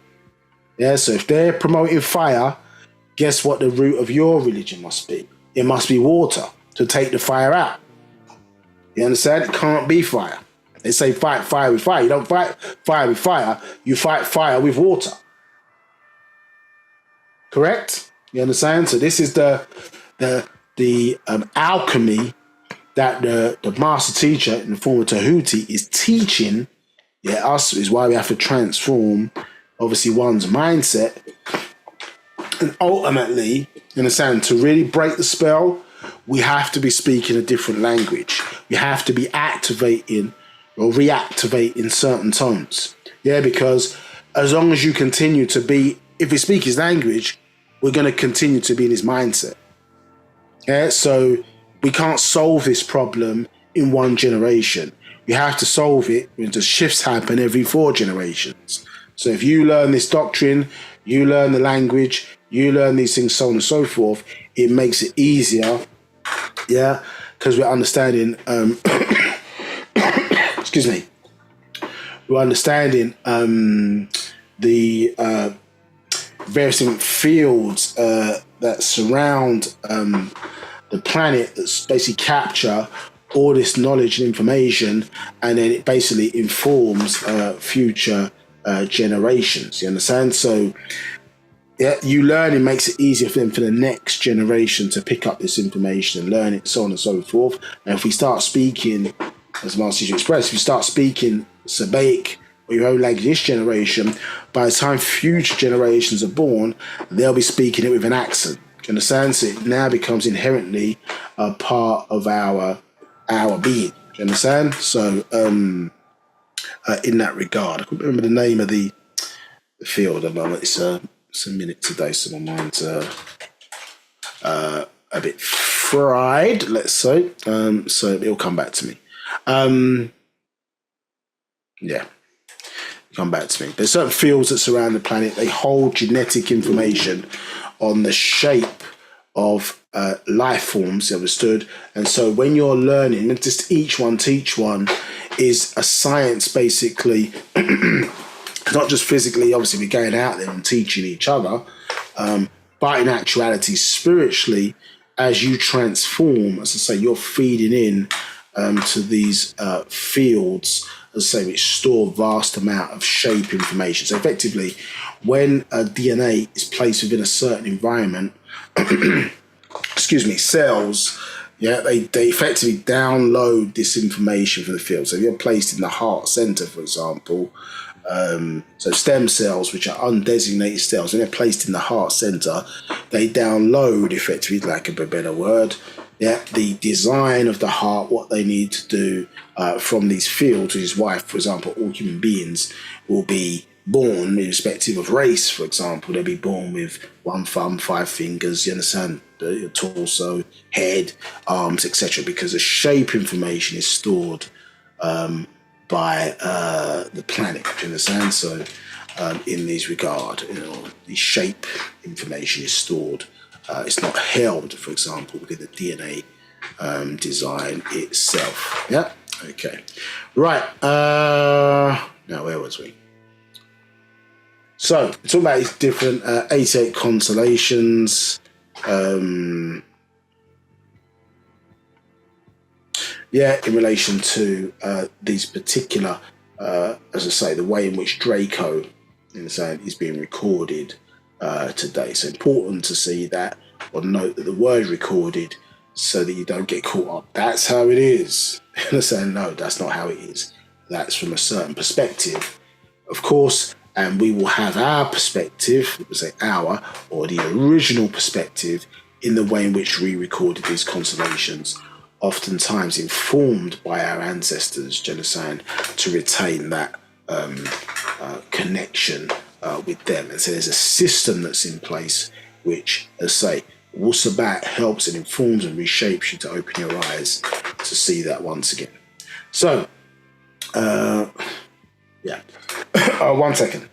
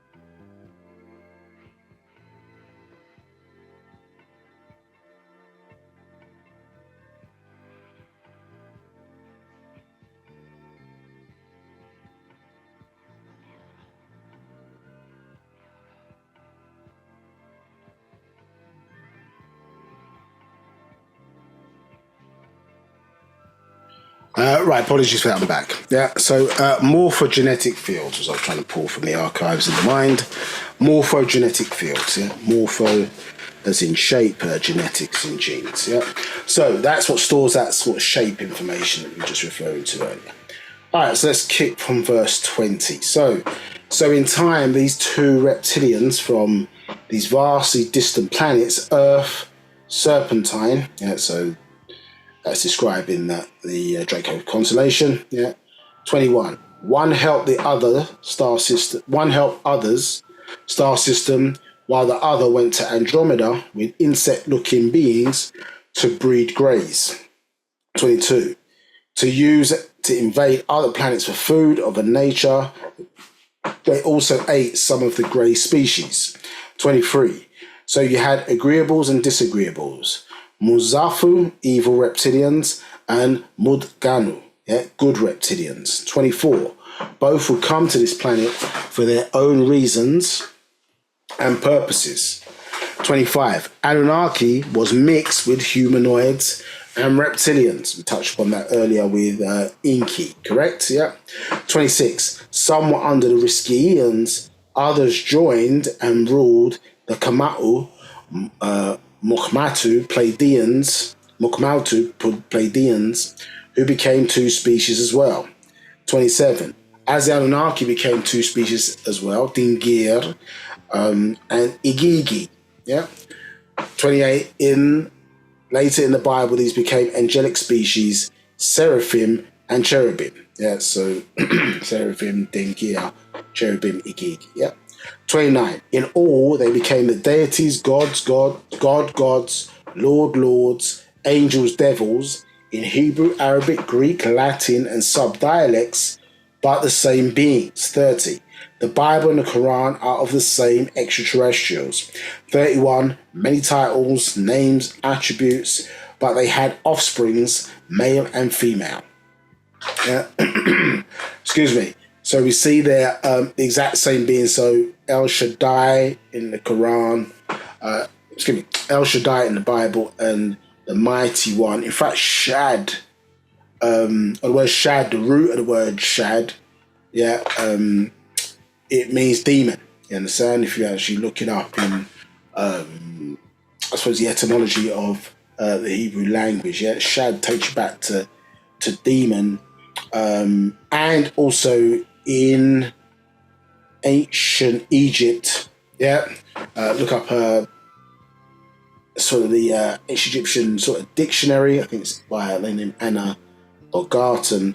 You see that it ties back into a deity named Shed, Shed, in the sun, associated with desert animals or predators. Do you understand? So all this thing kind of ties in, which we'll get into this kind of food, eating deity or deity interested in food, or a predatory set of beings who feed off of others, not only flesh, but also their labour, their energy, so on and so forth. Do you understand? As we say, if you pray the wrong way, you become prey, and that's real. Yeah. So 32 says most religious persons today have a trance cast over them to make them forget the past. It's called amnesia. To be forgetful, forgot. They don't remember that they worship beings from the sun star system, from the star system above, with it right in the Bible. Job 9:9, Job 38:1, and Amos 5:8, and Quran 53:49. So these verses, all them touch upon the constellations that we were just making reference to: Orion, Draco, Aldebaran, Sirius. Understood? Yeah, all relevant to his and our story.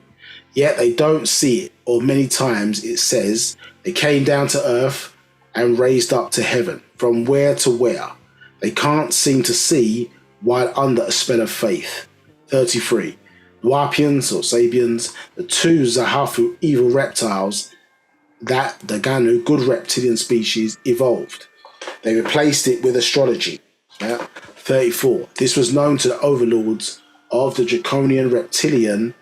That one, Paa Taraq, the evil reptilians, was or is evil and wicked spirited by their very nature, a warrior species. 35. Very deceptive and manipulative, as you see in Enlil. Understand, yeah? Ruler of the skies, Onunamir is his name. Yeah. Excuse me. So you can see just probably further in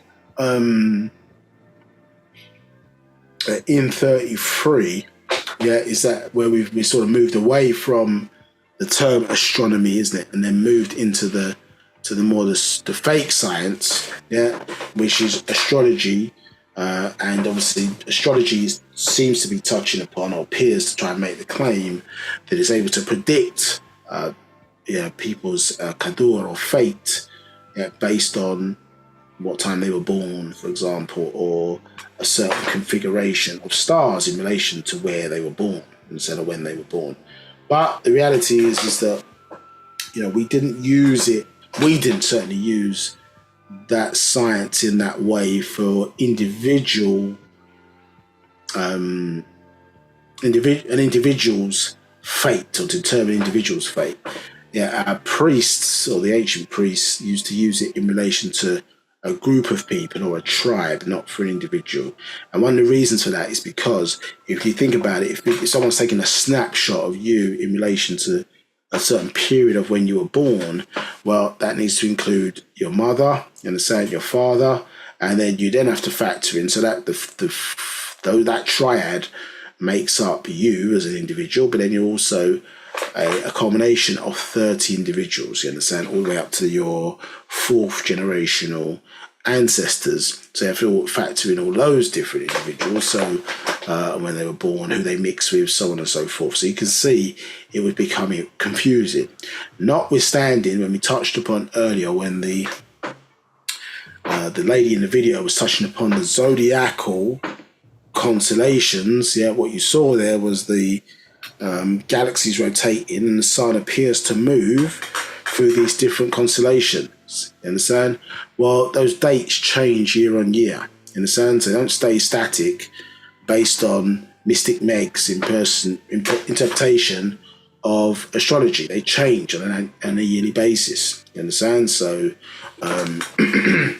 nature is organic. It doesn't work to the clock, yeah, that we use today in that regard. Yeah, it's going to happen like babies are born 9 months. Well, some are born 9 months, 2 weeks. Some are born 8 months, 3 weeks. You understand? So it happens when it happens. It's not all exact at the same time. So the sun doesn't move through these constellations. So you'd have to look at the year you were born. And so some people calling themselves X by a certain date. Let's say you're born March, you call yourself Pisces or whatever. Well, the dates of the sun being in Pisces on a particular year may be different, to these fixed dates that you see on this astrological calendar. So some people swear by it, saying, I'm not mates with that person, I don't get on well with Sagittarius's, and it's all I was going to use another word there. It's all BS. You understand? So, because if you really looked into the astronomical records, you will see that the dates don't line up. You have to look up the year, you understand, that you were born, and you will see you may well fit into what their categories are, or you may not. You understand? So, again, the calendars are incorrect. And so, they added 2 months into the year. They previously had, let's just say, a 10-month calendar. And some Roman emperors decided to name the months after them, Augustus Caesar and Julius Caesar, understood, which is why, as I say, which nobody addresses as part of the spell, isn't it, is the fact that in the number representation of the months, yes, you're saying September, which Sept means 7, but if somebody asked you to represent it numerically, you would use the number 9.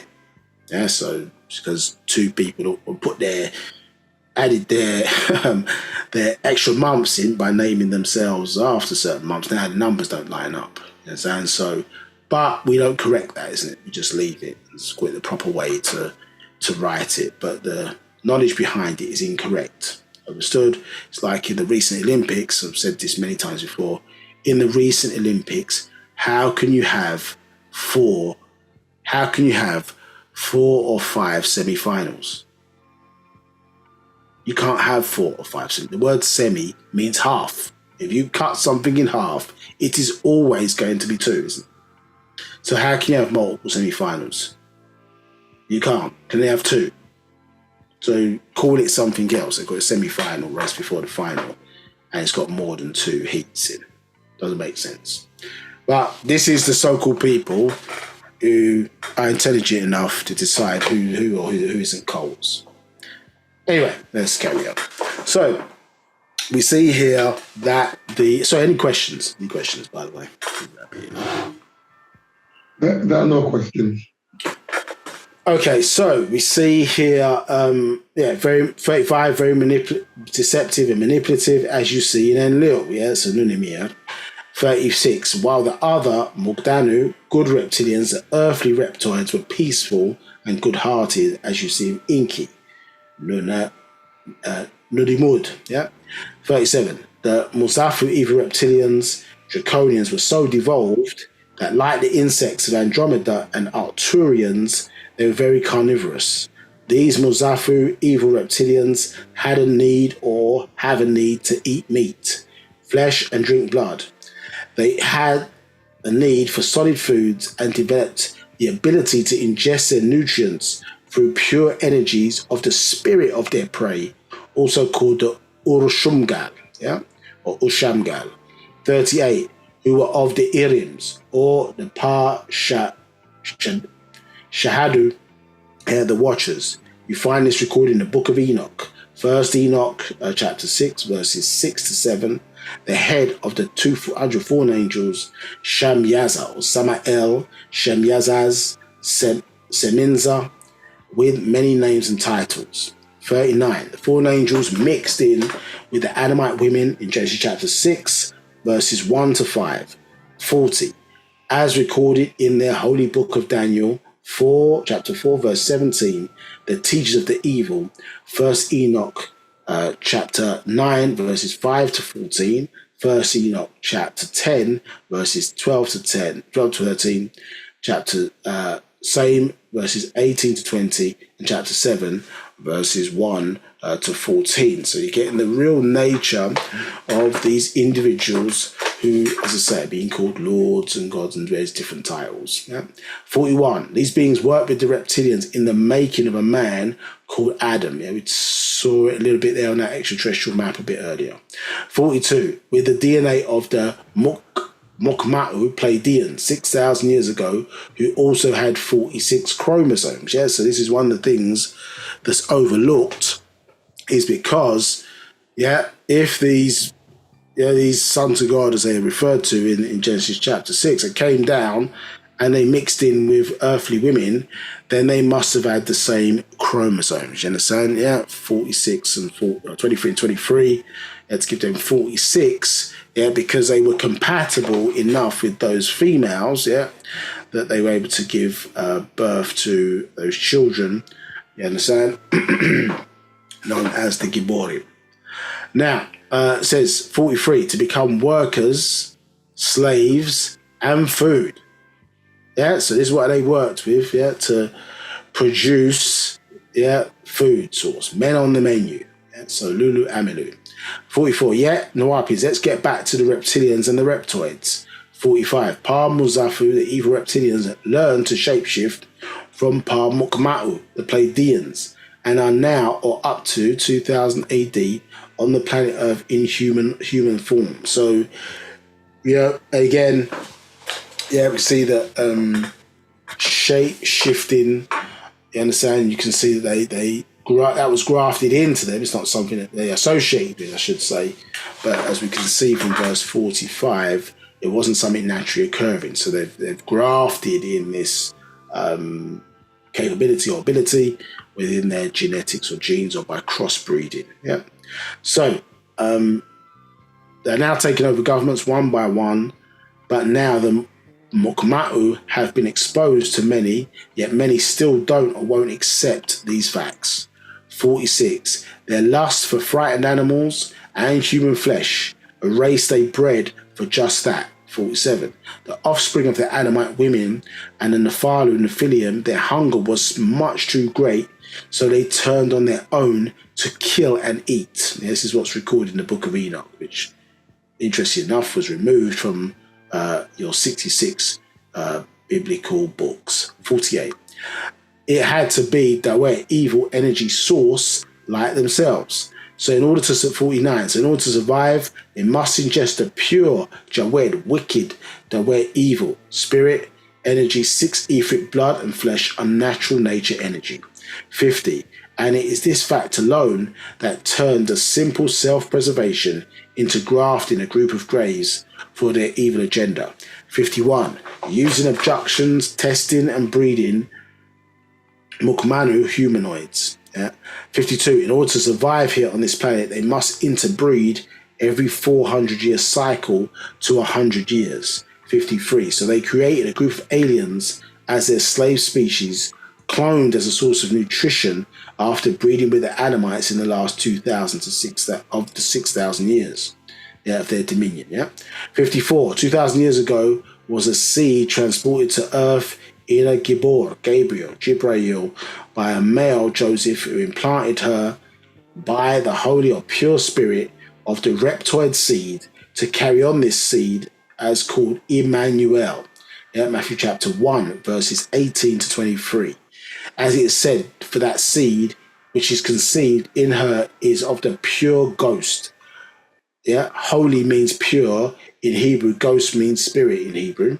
The craft was cited in the Mesopotamian by the Mesopotamian priest Magi, the three kings, isn't it? 3 wise men, who followed it to where the seed was originally there. They were from Egypt, Arabia, and Persia. They came to confirm that the reptile was born a god in flesh, a flesh-eating El of the Elohim, who called his father and his god Eli, my own El. Matthew chapter 27, verse 46, who left him and said, I am not of this world, I am from above. John 8:23, and his spiritual father was in Orion. Matthew chapter 6, verses 9, where you see the word for heaven in Greek. It is Strong's 3772, Orion or Uranus. This is their Yeshua, Isos, Isa, Jesus or Jesus, who was born to deliver them up to the Elohim gods. He ate meat, flesh. John chapter 21, verses 5, and Luke chapter 24, verse 41. So, 55. So, the Wapu and the Wapians or Sabians must follow the religions of the Anamites and the covenants of flesh. Don't really know what it meant by living in the blood of Christ, by his blood, symbolic of wine, blood, bread, and flesh, or their gods, angels were in fact flesh eaters. Genesis chapter 18, verses 1 to 8, and came down to kill people in Sodom, but stopped to eat the flesh of a calf with Ibrahim, who was a Mesopotamian named Ubru'um. He made a covenant in Genesis chapter 7, verses 1 to 14, with the Almighty God. Hebrew Strong's number 7706 to 410, El Shaddai or El Shaddai, the Almighty Devil or Demon. As you see in Deuteronomy chapter 32, verse 17, where you see devils is Hebrew in Strong's number 7700. And that's a demon we talked about earlier. Devil, for the root word Shad, isn't it? Shaddai. People saying Almighty, they don't even know what they're calling. As you see in the Wapians, the same word, 7706, Shaddai. It means mighty demon, and in Arabic, El Shadid or El Shadid. El Shadid or El Shadid. They can't see these actual facts or who they and what they worship in blood. The word covenant is, as a word, means eat. Eat meat. 1285 covenant, Genesis 17, chapter 17, verse 2. You see the word covenant. Hebrews chapter, Strong's number 1285. Cutting. See the word barif, covenant, barif. As you see, barif, covenant. Its root word. It's Strong's number 1262, means feed, eat meat. From bara or bara. So and so when you look, for example, in that word barif, in the sense, obviously from the root word bara, yeah, you see that same word, isn't it, in the term British. Yeah, so the word British is the actual starting of it is the word barif. Yeah, it means covenant, and then ish, basically within the Bible, you see that for male and female, it's ish or ishasha or ishah, excuse me. Yeah, for male and female, but you'll see that the word ish, understood phonetically, same sound, it means fire. You understand? So when you're saying British, yeah, you're saying covenant of the children of fire, which ties basically back into the Illuminati that we were touching upon earlier. You understand? This covenant of, or the covenant is really a covenant of flesh. When it's about covenant of flesh, it ties into the harvest that certain groups, or that the Caucasian really wants to hide, is that they were created to be a food source, obviously, for certain groups of reptilians, you understand? Yeah, as a substitute, understood, for the Pleiadians being that food source, you understand? And so this is why it was necessary for them, at least, to create a being in their image and after their likeness, yeah, to replace them as the food source for these reptilians. Yeah, so it was called the covenant of flesh, and the way to attract their gods or God was by much blood, as you see in 1 Kings chapter 18:28 and chapter 27 verse 28. And you see that today, isn't it, in certain rituals in the planet where they Islam today still cut the necks of certain animals, do bloodletting as blood sacrifices, and in other places like the Shia, they're called a sect in the sound of Islam, but Shia sects, remember, they sort of tap their heads, isn't it, with knives to symbolize the Sunni sort of attack really against or persecution of their people. But it's all bloodletting, isn't it? So if you're letting this type of blood, what kind of spiritual forces are you attracting? Do you understand? So in that regard, you see, so you see, you're cutting all to sacrificing all these animals, the blood's dripping on the ground. You understand? Seeping into the earth. You know what kind of beings and what kind of forces that live within because the blood's not solid.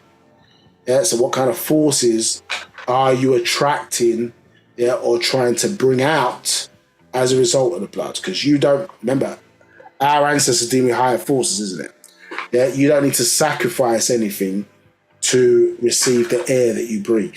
Yeah, you don't need to sacrifice anything to receive the rays of the sun. Yeah, it comes free.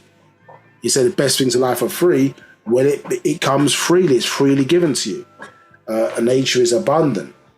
Understood? Unless man messes it up, and then, you understand, we lose, whatever it is, the ability for the soil to produce food, or the sea to produce sea life that we're able to eat, yeah, because we've overdone something. You understand? Taken it too far, not respected, nature's process, or allowed the land to recover, or allowed the rivers to recover. You understand? The life forms in such overdoing things, and then it runs out, never to be restored back again. So this is what happens, yeah. But if they have to sacrifice, you have to sacrifice or bloodlet in order to empower, yeah, certain forces to help you in a certain situation, then that's telling you about the weakness or limitations of who they're interacting with. Do you understand? So this is what's being described in, these various monotheistic scriptures. So it says, these Israelite Jacobites of Hebrew seed cried out to their Elohim, but did not come. So Elijah Yahweh said, do this. Read verse 27. And said, 1 Kings 18, it came to pass at noon that Elijah mocked them and said, cry out, for he is an Elohim God. Either he is talking, or he is pursuing, hunting, or he is in a journey, traveling, or peradventure, perhaps he is sleepeth. He is a God God, is sleep and must be awaked. Now, Nuwapians or Sabians, look at what the very next verse 28 tells them to do. 1 Kings 18:28. And they cried out and cut themselves after the manner with knives and lancets until the blood gushed out upon them. Understand? So we can see here, bloodletting. This is why we were talking about or touched upon earlier, if you remember. Yeah, these were the characteristics or the practices, remember, of the Vikings. To win battles in blood, they would sacrifice human beings and all this type of stuff. You understand? Take enemies who they captured, sacrifice, their lives or whatever, and drink the blood or drain the blood and give it to their gods on altars and so on and so forth. And you see in the same watered down version as we touched upon earlier in these same monotheistic books. You understand? Because many people will always preach to, of course, but never always preach to, but was we paying attention to what we was reading? You understand? Obviously, it's talked about earlier. There was a kind of veil, you understand, over our eyes, and we couldn't see the literality, if that's a word, of the truth that was being placed right in front of us. We had a certain perception or mindset that showed otherwise. 56. So you see, to attract their Elohim, they had to cut open their flesh so that their blood gushed out on them. 57. Why is that? Well, look back at Leviticus chapter 1 to 10, and you see that Elohim loves the smell of offerings, sacrifice of flesh and blood. He smells it. 58. So if you look back at 1 Kings chapter 18, verse 24, it is to call on Elohim Baal or Yahweh, and that is by killing animals, verse 25. To dress it, as you see in Genesis chapter 18, verse 7, as Abraham did for this God and 2 angels, to eat, dress it, it meant prepare, cut it up, skin it, that is blood, flesh, as in Genesis chapter 8, verses 20 to 21. The Lord smelled a sweet savour, Leviticus chapter 4, 16. So the blood flesh on altars was the covenant made with these Elohim, who ate flesh, even humanoids, which they made. This is the same seed of the Quran, chapter 3, or verse 33. Same gods, Elohim, Hebrew is Els or Alihat. In Arabic, Quran, Allah's plural. 59. Who is behind this and why? My beloved, fear not, for they prefer the white meat, not the dark. Like pig is the other white meat, they made them in the image after the Mukmahu, Pleiadians. Not you, who are of the Natharu, divine ones, pure black seed. Dark meat is not what they chose to rape and breed with. Genesis chapter 6, verses 1 to 4, and the books of Enoch, as well as the books of Jubilees, and Sumerian stone tablets, and others that they hide from you.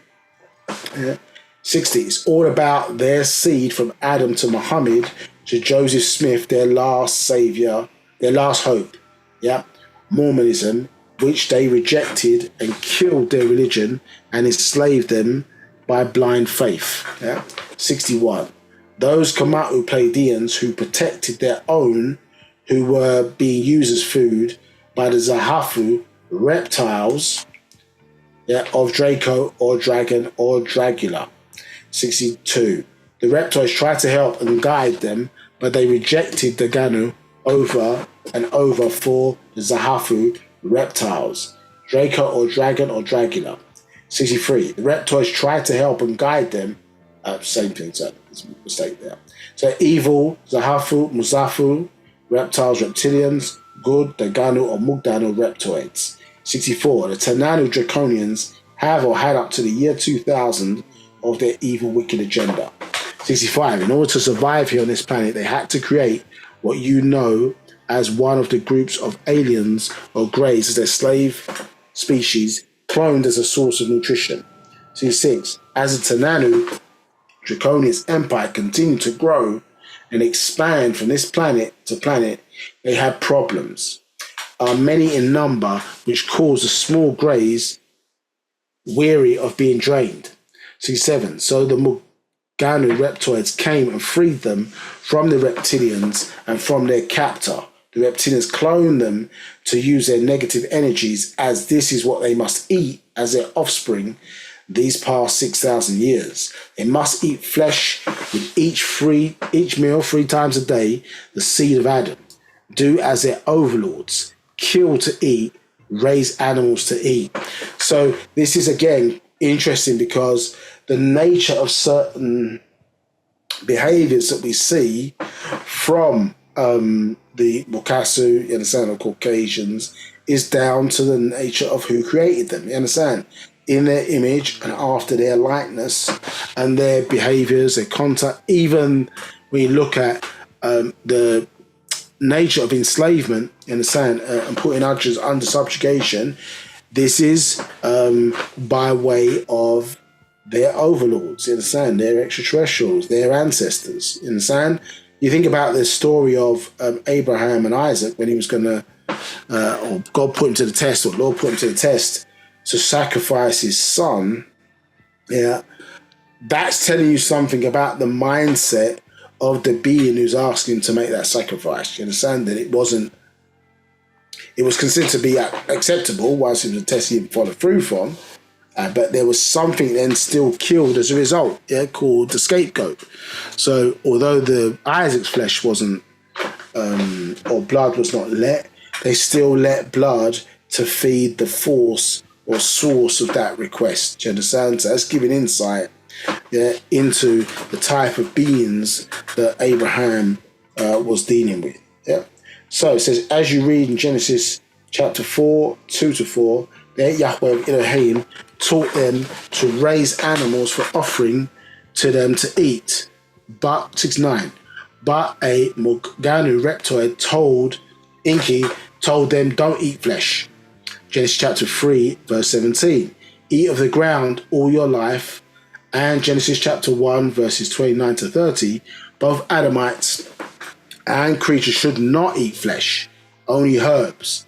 This is what one of the brothers, Inky, said. After the flood, his brother said, you may kill and eat flesh. After what Inky had said, Genesis chapter 9, verse 3, Enlil says, eat meat. So 70, Genesis chapter 9, verse 4, yet they feared that these Adamites would now mix with the Nephilim, will eat and kill them. So you read Genesis chapter 9, verse 4-6. You don't kill each other, but only I require, Hebrew Strong 1875, only I require it. Yeah. So this again is showing you the different mindset of when the real eyes come. This is how you're reading or seeing this stuff shown in the Bible, and there's a lot more as we continue. Any questions? Yes, there is a couple of questions on a similar thread. One anonymous attendee is asking, is this from God of Light and Fire Scroll? No, this is a specific reading from update called Lessons About Reptilians. Right. So some of the concepts may be in other scrolls as well, particularly the Harvest.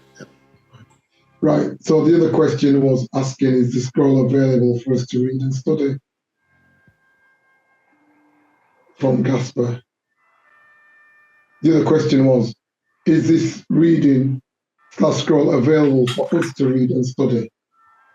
Only as part of this class. No, Okay. so it's not available to the public. So best advice would be to purchase the Harvest scroll then? Yeah, the Harvest.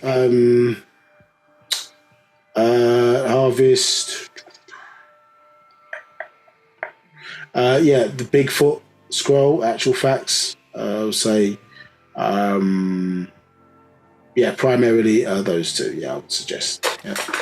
Okay. But if you obviously become a student teacher, you get access to this sort of stuff. So incentive for that is incentive. Right. No more questions. Indeed. All right. Appreciate that. So the pursue, inquire, require, search, seek, darash. Yeah. So the Elohim can require human flesh. Just also to say, well, these will be up on YouTube at some point, so you'll be able to study via these videos. So the Elohim can require human flesh or animal, but should not require another. This is after Cain killed Abel. 71. So they were made as food to be eaten by their makers, but after mixing their DNA with the Nephilim, their offspring did start to kill each other. First Enoch chapter 7, verses 11 to 14, and the Book of Jubilee, chapter 5, 1 to 3. So what you're basically seeing there, fairly repeated, is that, as I say, in that Genesis chapter 6 story, as is recorded in the Torah, where the sons of God came down, they mixed in with the daughter of men who were fair. Well, in the Book of Enoch, you get the real kind of more real breakdown of what took place in relation to that. So the offspring, who we consider mighty men or Giborim or Giborim, basically went crazy.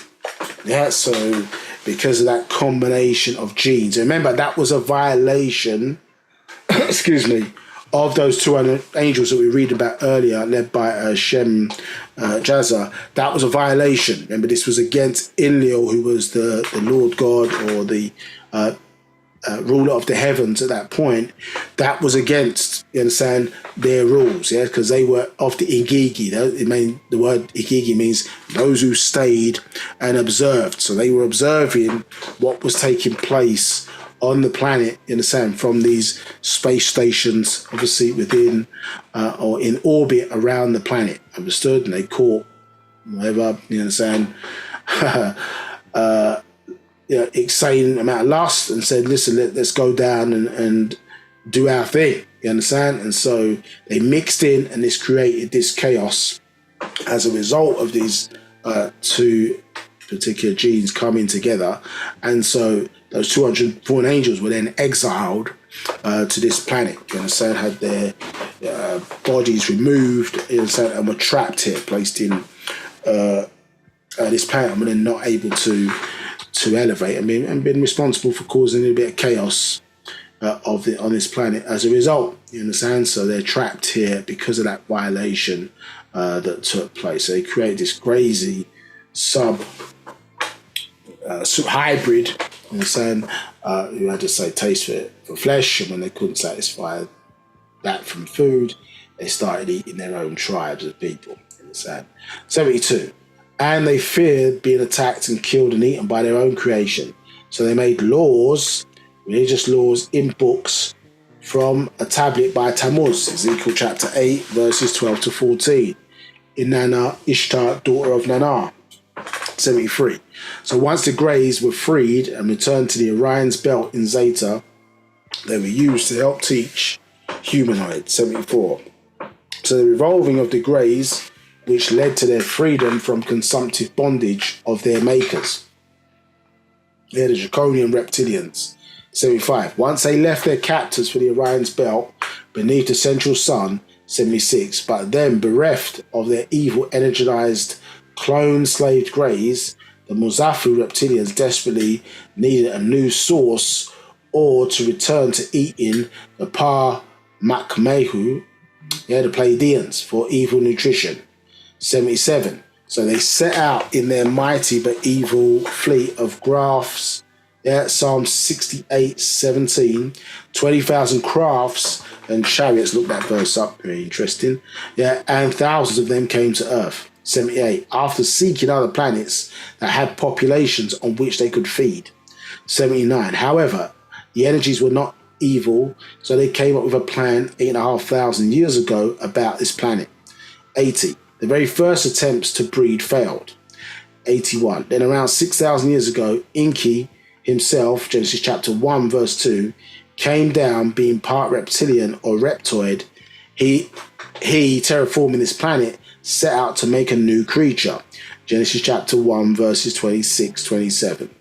82. Later, his brother Enlil made sure that evil was in their seed.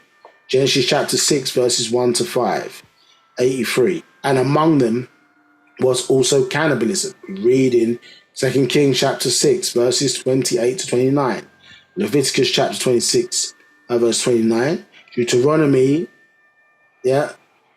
Lamentations chapter 2, verse 20 and 4, verse 10. Jeremiah chapter 19, verse 9, and Revelation chapter 19, verses 16 to 18. 84. So there was food and gold on earth, but the reptiles of Inki or the Dingir would always step in and try to guide mankind, the Adamite race. Strong's number 120 to 131. The ruddy people, the white meat that both the Mukma'u, Pleiadians, and the Muzafu, reptilians, love to abduct and eat. People today say he or she has gone missing, just up and gone, never to be seen again. Well, in the cinema, the fourth kind, that should be fourth as in the number, so Fourth, fourth kind, it is laid out for them and even speak in Sumerian to let all know who they are. So check out that movie, that they are taken, Caucasu, Caucasoids. 85. The Mugdanu, the reptiles, were benevolent and good-spirited. 86. They are highly advanced yet peaceful reptilian humanoids who also shapeshift and can look black or pale. 87. All took part and agreed not to mix with the seed of the Paa Natharu, the divine ones, the Nagaru Salal, the Negroid race. 88. This was much later violated by the Caucasus called Caucasoids, and now you have mixed Caucasoid and Negroids called Neutrinoids. Yet they belong to the Nagaru Salal race, whether they accept that DNA a fact or not. 89. Remember, in order for the Nephilim to mix with the Adamite woman, chapter 6, verse 1 to 5, they must have had the same amount of chromosomes. The reptilians did not have the same, but the Mukma'u Pleiadians did have 46 chromosomes, but also called leprosy in the earth and other diseases. 90. However, far more important to the Dragonians were the indigenous Tahites of this planet because of this thing called Ba'a or soul, which they do not have. 91. Yet they can only get the soul if the Nagaru Negroids will offer it to them of their own free will. 92. That was why religions were watered down to meet what each race thinks will help them in life and after. 93. So to willingly accept that Abrahamism religions is to welcome the reptilians to your soul. Once in you, seem to become blind to all facts and truth in what is belief and faith, to an unseen force which you even name. 94. So you offer your soul, just as they show you in their cinemas of Dracula. A person has to welcome Dracula into their home or lives. The same is done in the religion of Abraham. Mitzvah, Mosism, baptism, Jesusism, and Shahada in Mohammedism. You offer your very soul to them, which they can't claim until you're dead and out of your flesh, so you can regain it before then. So this is this kind of declaration, interesting enough, that you're making in these religions that has a higher adverse spiritual meaning. Oh, man.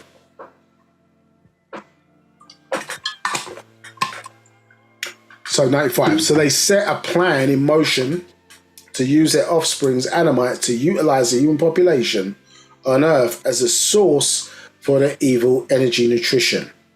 In chapter 6, verse 5. 96. They first need to eliminate facts with faith for their religions and or political agenda and manipulate human races by way of evil minds. Adamite race, Caucasoid, those who by mixing accept them or think they are accepted by them. 97. So 6,000 years ago or 4,000 BCE, there was a plan in place to make a devil race, weak and wicked, to rule and have dominion for only 6,000 years, then return to take them off the planet to be food as a so-called rapture. John chapter 4, verses 32 to 35. The 4 months in the 4,000 years before 2,000 years ago, or from 4,000 BC to 2000 AD, Genesis chapter 1, verses 26 to 27. 98. However, Wapians or Sabians, they were not obedient to their flesh makers, even ate their own children. 99. Became flesh eaters, luster of all races, when it was stated before them in the Grand Council, Psalms 82 verses 1 to 8, they could not agree. Psalms 83 1 to 7. So this new seed of Adamites rebelled over and over in their holy books, Bible, Quran, and others, lost or hidden from you. Their end has come. In 2000 AD, you will see them fallen as you read the book, Revelation chapter 18 and 19. And many of the Nagaru Salau race have given their souls over to them by way of religions, and you can't tell them otherwise. Right wisdom or the true past. 100. Now stop and think, Sabians and Wapians. Ask yourself as you look around, who gave the Caucasian race authority? Who says they can make laws, govern, imprison, kill, war, tax you? Who said they have that authority over you in any way at all?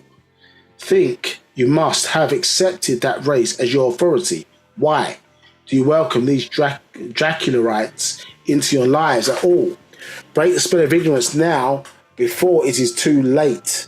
End their story, history. So 101, the Wapians or Saviors, look around you. They've been telling you their religious salvation story for thousands of years. 102, each time it changed a little, but the end result is the same. 103, they keep saying it will come, but it does not come. So they made it come in the form of books, stories, and cinemas. 103, they created lies, and once they see nothing happen each time, they say, well, Jesus or the Messiah is coming soon. But be they Mosism, Jesusites, or Mohammedism, they repeat over and over, soon. But their soon never comes and never will come. 106. So they make come by books like Left Behind, then make those books into cinema to make them feel it's happened. The same with the other groups of Abrahamites. 107. The truth is they live a lie. A fiction, legends made up by them, only hopes called faith and beliefs, and they live and die and suffer as all others. Each time there's a good result, they say thank God.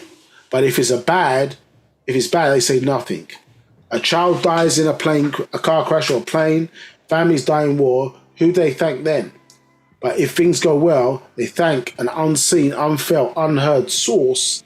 Time to wake up from their lies they created so other races worship and fear them. 108, it's time to take back your lives. 109, it's time to take back your souls. 110, it's time to take back your authority. 111, it's time to take back your freedom. 112, it's time to take back your children. 113, it is time to take back your future. 114, it is time to remember your great past. 115, it is time to clean yourself inside out and outside in of his authorities in all ways in your lives. 116, give him back his image. 117, give him back his likeness. 118, give him back his languages. 120, give him back his evil, wicked way of living. 121, their time of dominion is up as the year 2000 AD, or Adam's dominion. 122, it is over for them as they watch as they fade out over the world. First lost respect, then loss of fear, then loss of trust. They plot and plan, E.T. failed. 123, so Sabians, you have the actual facts now, take them to the world. 124, wake up people, break the spell. 125, now or never, I came, I taught, I will depart. You have the medicine to cure the disease of this world, the world of their disease. Fact versus fiction, truth versus lies, ontology versus theology, astronomy versus astrology, and fate versus faith. Yeah. Any questions? There are no questions. So what we see here. So I appreciate it was a bit long. So thank you for focusing in and around that. But it says, by the time surely the Adamites and their minions are at the end of their dominion, the harvest. So according to their story, isn't it, their records, yeah, Adam was given, this being named Adam was given 6,000 years to rule in St. Genesis chapter 1. Yeah, and this is what it's basically describing here. But interestingly, when we start to look at this word dominion, yeah, we see that, let's go into it some detail here. So we see here, yeah, it's saying what? Let us, Genesis 1:26, it said, let us make man in our image, yeah, and after our likeness, and let them have dominion over the fish of the sea, and over the fowl of the earth, and over the cattle, and over all the earth, and over every creeping thing that creepeth upon the earth. Yeah, so this is what they're saying here. So let's look into the word dominion. Yeah, so we see in actuality, see that word dominion. Let me find it here. Yeah, see it here on 727 concordance number. Yeah, let's look and see what that says. So when we look at this word dominion, yeah, what do we see here? Yeah, so 7.2.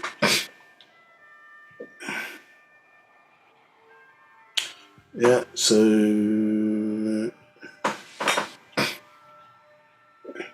we see 7287. Yeah, 7287. See the word radda. Yeah, which you see here, radda. Yeah, it means to tread down, subjugate specifically, crumble off, have dominion, prevail, yeah, reign against, bear, rule, or overtake. But when we look down at the meaning, yeah, of the word, we see, okay, tread, feet, like a wine press, yeah, following, see subjugation. And look at this definition in verse 3 there. We see figuratively to possess, yeah, one to take possession of, yeah, interesting enough, which is the etymological meaning of God, yeah, Jude 14:19, and then we see that tore away. Talmudists use this word for taking bread out of the oven. So this word dominion, yeah, according to the Talmudic breakdown of that meaning of the word, yeah, or they've defined the word, say taking bread out of the oven. Yeah, so just hold that for a second. So we see here that the word dominion, in a sense, actively relates to them this harvest, or the concept of harvest, of human beings being prepared in some way and then taken, yeah, certain groups of human beings being taken to be effectively food for these draconians. Yeah.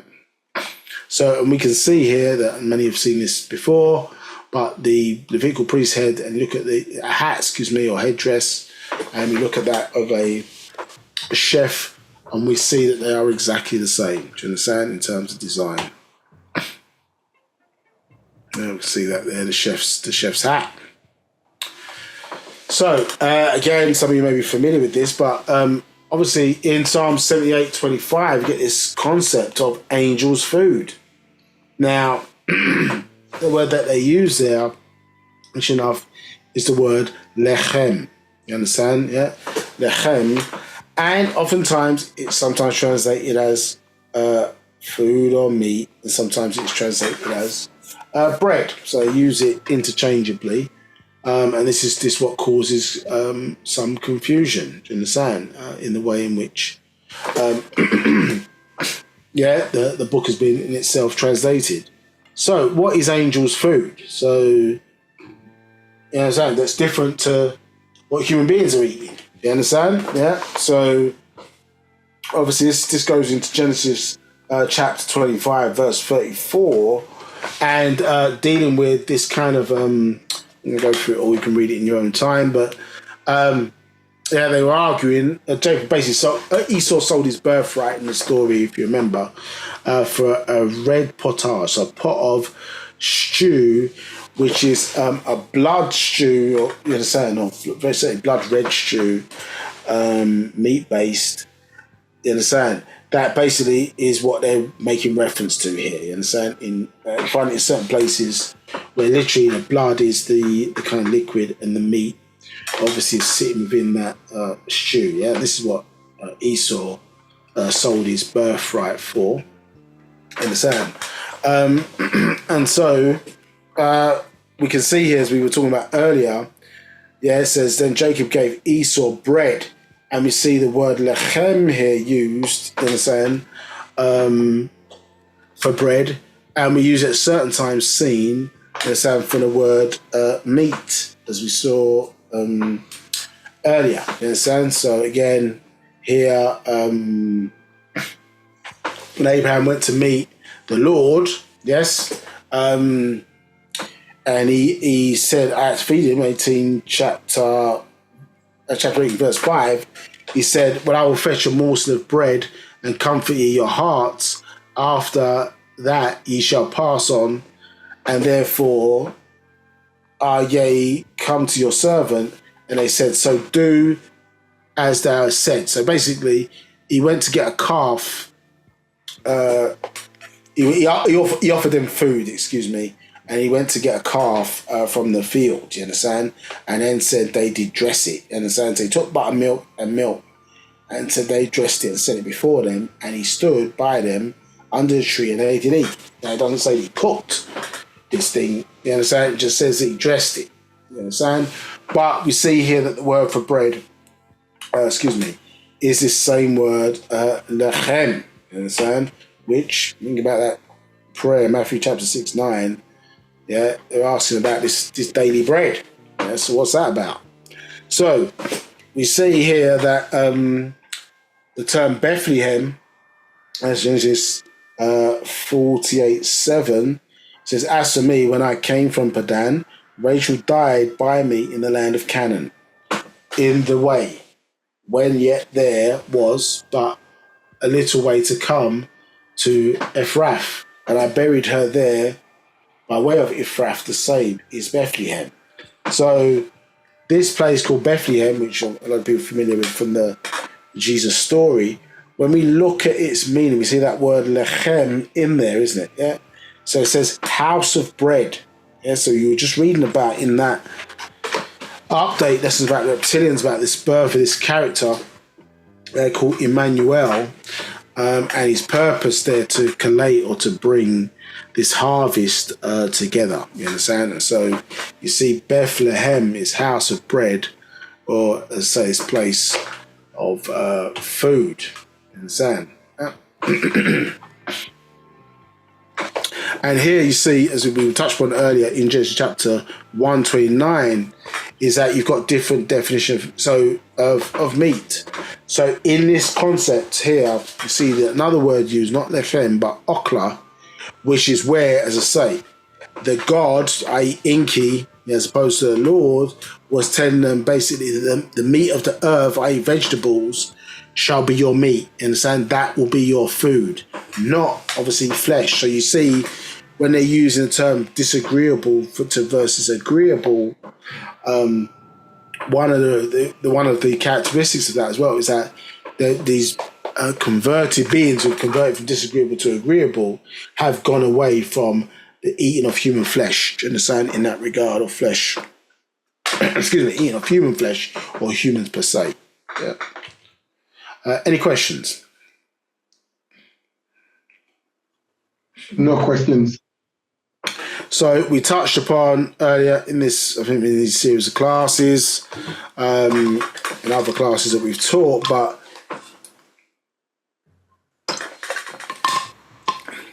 class we taught that is adrenaline. Yeah, the raising of adrenaline, the how they keep you in a stress state. Yeah, how you look at most of your media. Yeah, what are the programs about? Look at them by subject matter. Yeah, do they leave you in a heightened sense of fear? Everything's murder, killing, solve a murder. someone got raped. You understand? It's all kind of great entertainment, but it's got a lot of negativity, a lot of killing, murder in mind, that kind of stuff. In that regard, you're stressed over storyline, stressed because your character didn't do the right thing, stressed reality TV, the person's moving mad, all kind of stuff is to keep one stressed and heightened up. And as you see here from this verse, which a lot of people don't pay attention to, pointed out by the master teacher, however, you see Malachi, the last verse says, Malachi chapter 2, verse 17, says, ye have wearied the Lord with your words. Yeah, so speaking to the Levitical priesthood. Yep. And they say, they're saying to Malachi, well, hold on a minute. Yet ye say, wherein have we wearied him?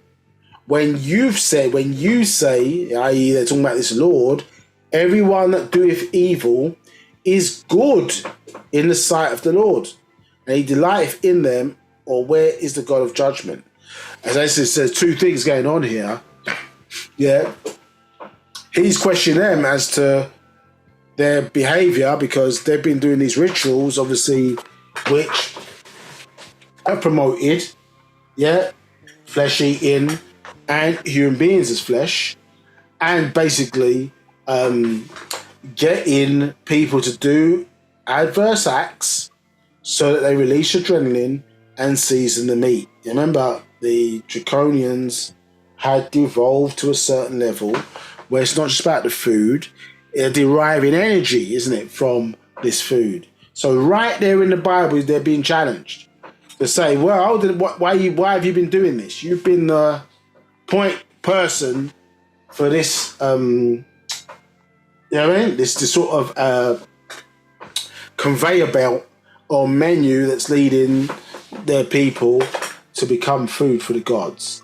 And as you see that they're saying here, well, we're only doing what we were told, you understand, in that regard. So what you're saying, we hear what you're saying, i.e. these are from the agreeable reptoid side, isn't it? They're from the agreeable reptoid side. So, but what they're receiving instruction from is, no, we were doing what the Lord told us to do. That's saying, well, hold on a minute, where's that guy? We hear what you're saying, but where's this guy? Yeah, because that's the guy who we were working with, who gave us these instructions. And remember, that's how they used to fool the people. As you know, Sumerian culture and Egyptian culture merged together when a group of Egyptians who left Africa came back in under Nama, which then gave birth to the 46 dynasties. But so Egyptians started then to wear, or us as ancient Egyptians started to wear masks and different type of things. That came in with Sumerian culture. So remember, they wore masks, these groups of extraterrestrials like you see in various movies like Stargate and other things, so that human beings couldn't see that the person that they're dealing with on the other end with these 46 chromosomes, the same as them, was human as well, or humanoid like them, or looked like them. Yeah, because the fear is that, they're looking at and see that, and they might think, well, the Muhammad's only 5 foot such and such. Yeah, I feel like I could take him.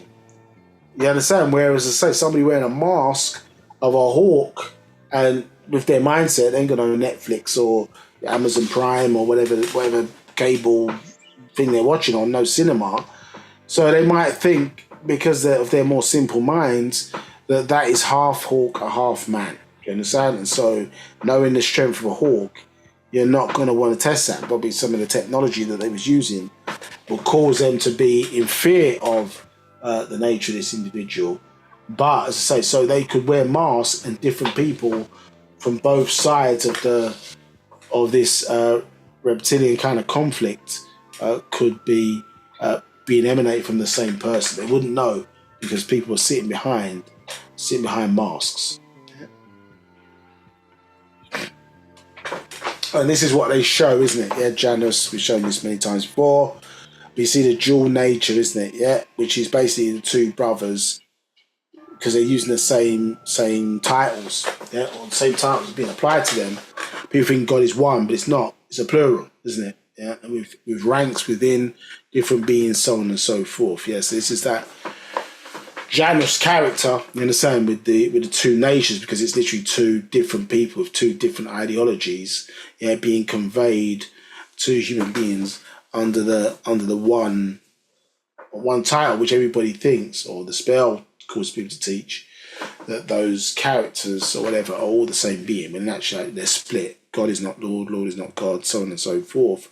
They're split out, and different people can be sitting in that seat wearing a mask at any one time.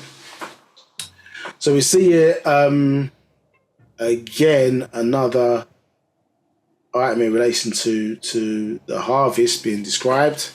It says John 34, 4:34. I think we made references earlier. It says, Jesus says unto them, my meat is to do with the will of him that sent me and to finish the work. And John 4:35 says, and they are yet 4 months, and then cometh the harvest. Behold, I will say unto you, lift up your eyes and look at the fields, for they are white already to harvest. So we see here that the word they use there in the Greek is broma. And it talks about food, which is to be eaten, in terms of this definition of what's the word here for meat. And we see here